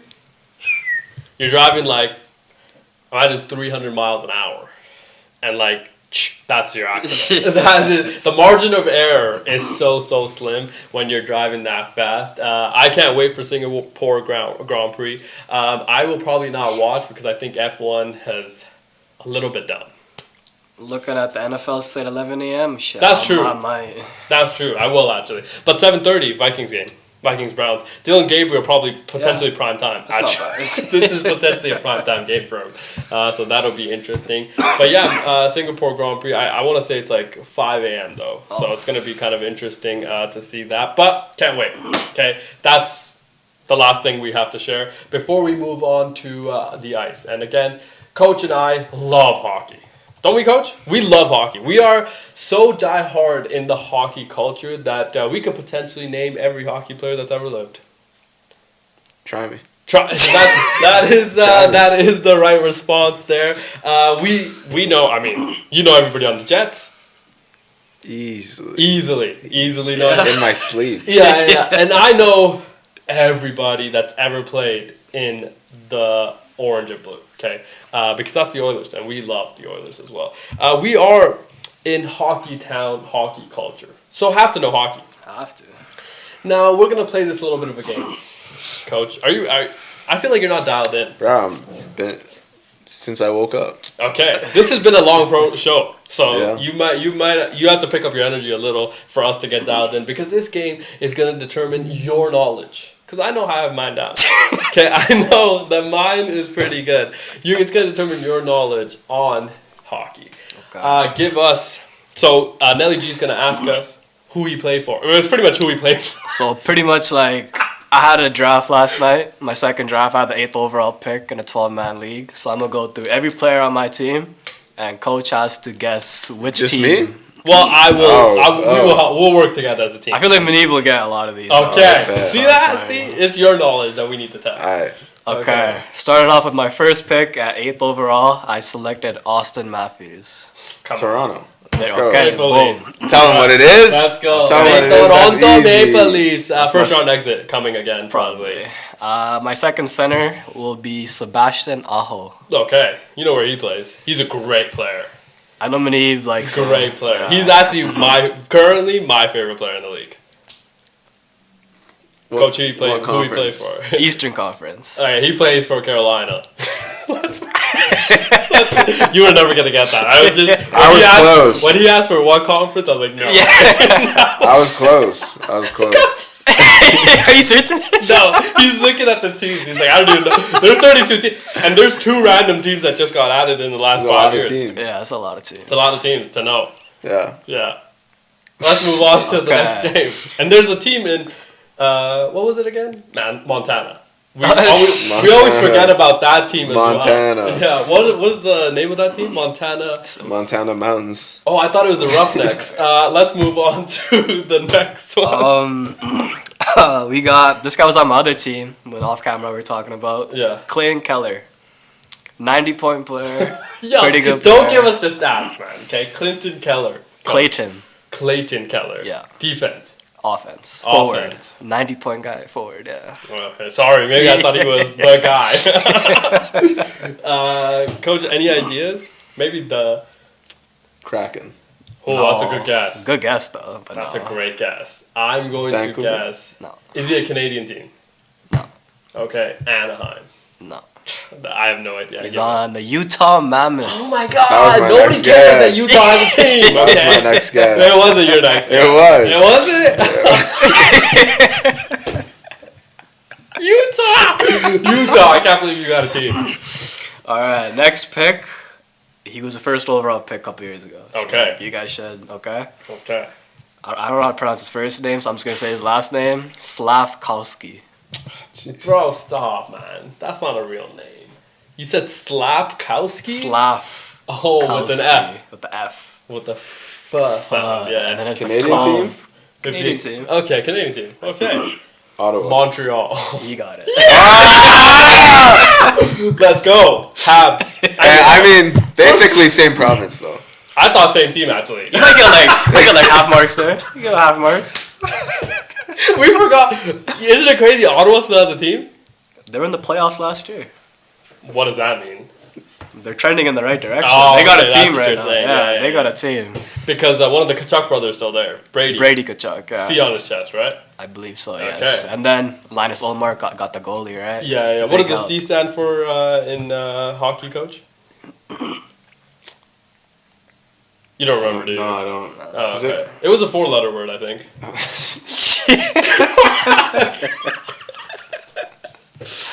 Moving on. Yeah, let's move we on got. to the- Okay, I feel like many of you. I Yeah. feel like you know this. Okay. Tom Wilson. Okay. No. Yeah, I know Bay. this. I know this. Where does he play? It's Tampa Bay. No. No. What? He got traded? No He way. never played Tom outside. Wilson. What? He ne- He's in the same conference. No way. No way. No, there's a Wilson that played for Tampa Bay. Well, At not some this point, Wilson. probably. Yeah. Yeah, but nobody knows the first names of NHL players. This Tom Yeah, Wilson, 30 goals last year, 33 goals. Washington. Yes. I see where he plays. Yes. That was our next guess, actually. Coach's next guess. He was just moving. Yeah, I'm always one off. I'll start using my second Yeah, guess. yeah, yeah. I'll That's start using probably my a good second guess. guess. That's We can use it for this next pick, which I feel like well-known guy, yeah. Mika Zibanejad. Yeah, great player, coach. Got him pretty late. Where? I feel like pretty decent value. bounce back Coach, here. where does he Let play? me think. Who he play for, coach? Who he play for? Let me think. Go with your second guess, though, eh? Yeah, go to your second guess. Islanders. Oh, that was Very close. A close. New York team, though. It was Devils? It was in Rangers. Oh, yeah, are you serious? Dude, I said New York team. You went with the Jersey team. Oh, I guess so, yeah. Yeah. Close. Close. Very close. Just that. Third guess this time. That's too funny. Yeah. Okay, moving on to defense now. With my second round pick, I took Zach Werenski. Had a great year last year. Like, see, you're making up names. Sabres. 23 goals, 59 assists last year. Not the Sabres. Now. Oh, I thought you were about to make that sound. That's what you should do. Every team that has an animal, you should just make the sound. He'll pick up on it. This Can team you- does not have animals. Can you show us a Kraken sound? I don't know. You don't I know. don't know. Can you try? Maybe just attempt a Kraken sound? Like, I haven't have you seen those commercials for Kraken? Like the beer? Or no, not the beer, the liquor. I don't think so. It's like the octopus that takes over the boat. Oh, Yes. yes. It's like, what's the noise it makes? It's kind of like squealy, no? Yeah, try it. No?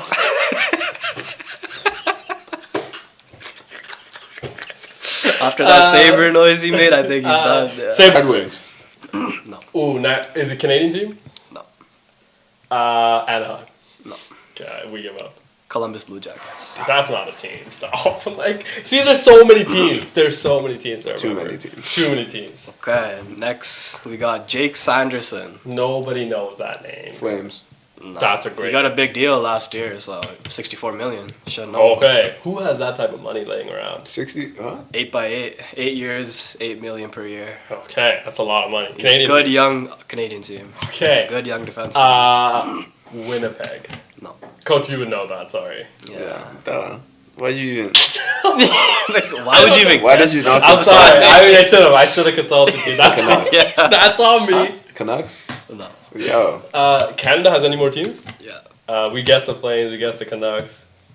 Not the Maple Leafs. Not the Oilers, of course. No, because I would know that. Yeah.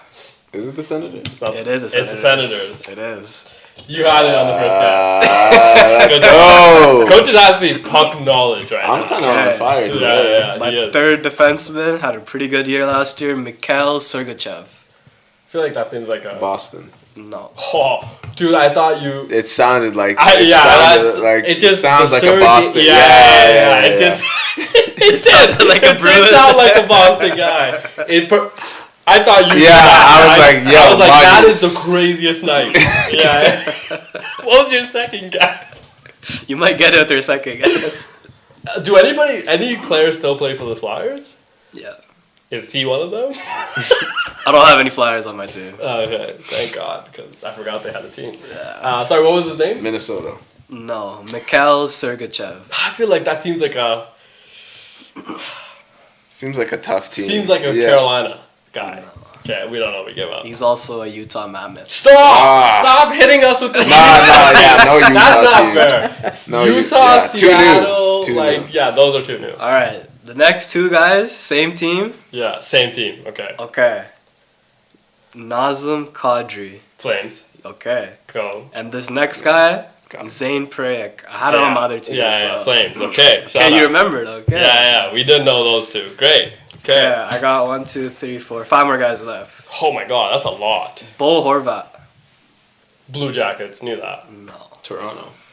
Bo Horvat. I feel like I've heard that name. Bro, just get He was the captain of the Canucks for a minute. He got traded, I think, 2 years ago. the Blues. So he's not a Canuck anymore.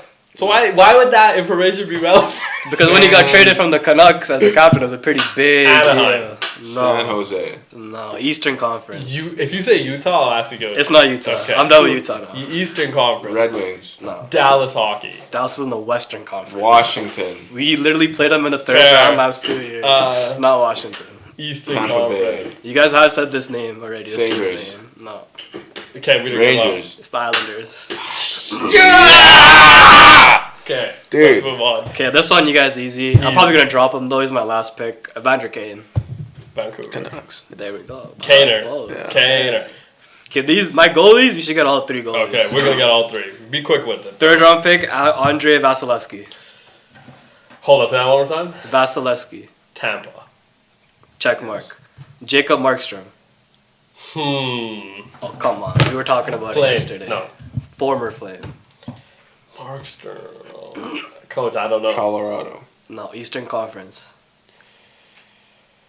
In the New Jersey Devils. Okay, moving on. You This never one, you guys should Yeah, get Skinner. the Oilers' true number 1 goalie, Calvin Pickard. Okay, Calvin Pickard. Oilers. Got it. We knew that one. Dude, I think did extremely well. Should I become a GM? I think that you could potentially be a journalist. For the NHL. Yeah, like obviously. Puck knower. Sorry. Gets the game. Knows all these. Like the puck knowledge coming from you guys right now. We Unlimited. are very good at what. Oh my! We're pretty much doing journalism right now. Yeah. Actually, because a lot of the viewers might not know where these guys. They potentially didn't know that Utah had a team, Yeah. and that their name is not the Yeti but Mammoth. Which does that make sense? Yeah. We don't know. But since you guys on my team, would you guys rate it? 1 to 10. I think Chris. Solid. Like. That's a crispy 4, maybe. Yeah, I was gonna. Yeah. I was gonna give Whoa. you like a 5. Yeah, I think Like, 5 is a little high. I would I'm say. projected the most points in week 1. What do you get? What's going on? That was the same thing with you in football, Yeah. and now you are 1-4. Well, that was before CD and neighbors died. So We'll be back on Monday. Thank you for sticking with us. Incredible week. Gambling table, great week this week. Let's go. Coach, great week this week. Let's go. Let's go. Harsha, great night this week. Let's go. Need to get into the music. Yeah. Okay, maybe. Adele and Dark Knight Rises for sure. Yeah, This together, weekend. potentially as well. We will also be doing that. Enjoy your weekend. Have fun. UFC tomorrow. College football tomorrow. Sunday we have F1, and then we have all day NFL, and then Monday NFL as well. We'll see you on Monday. Goodbye. Peace. Peace.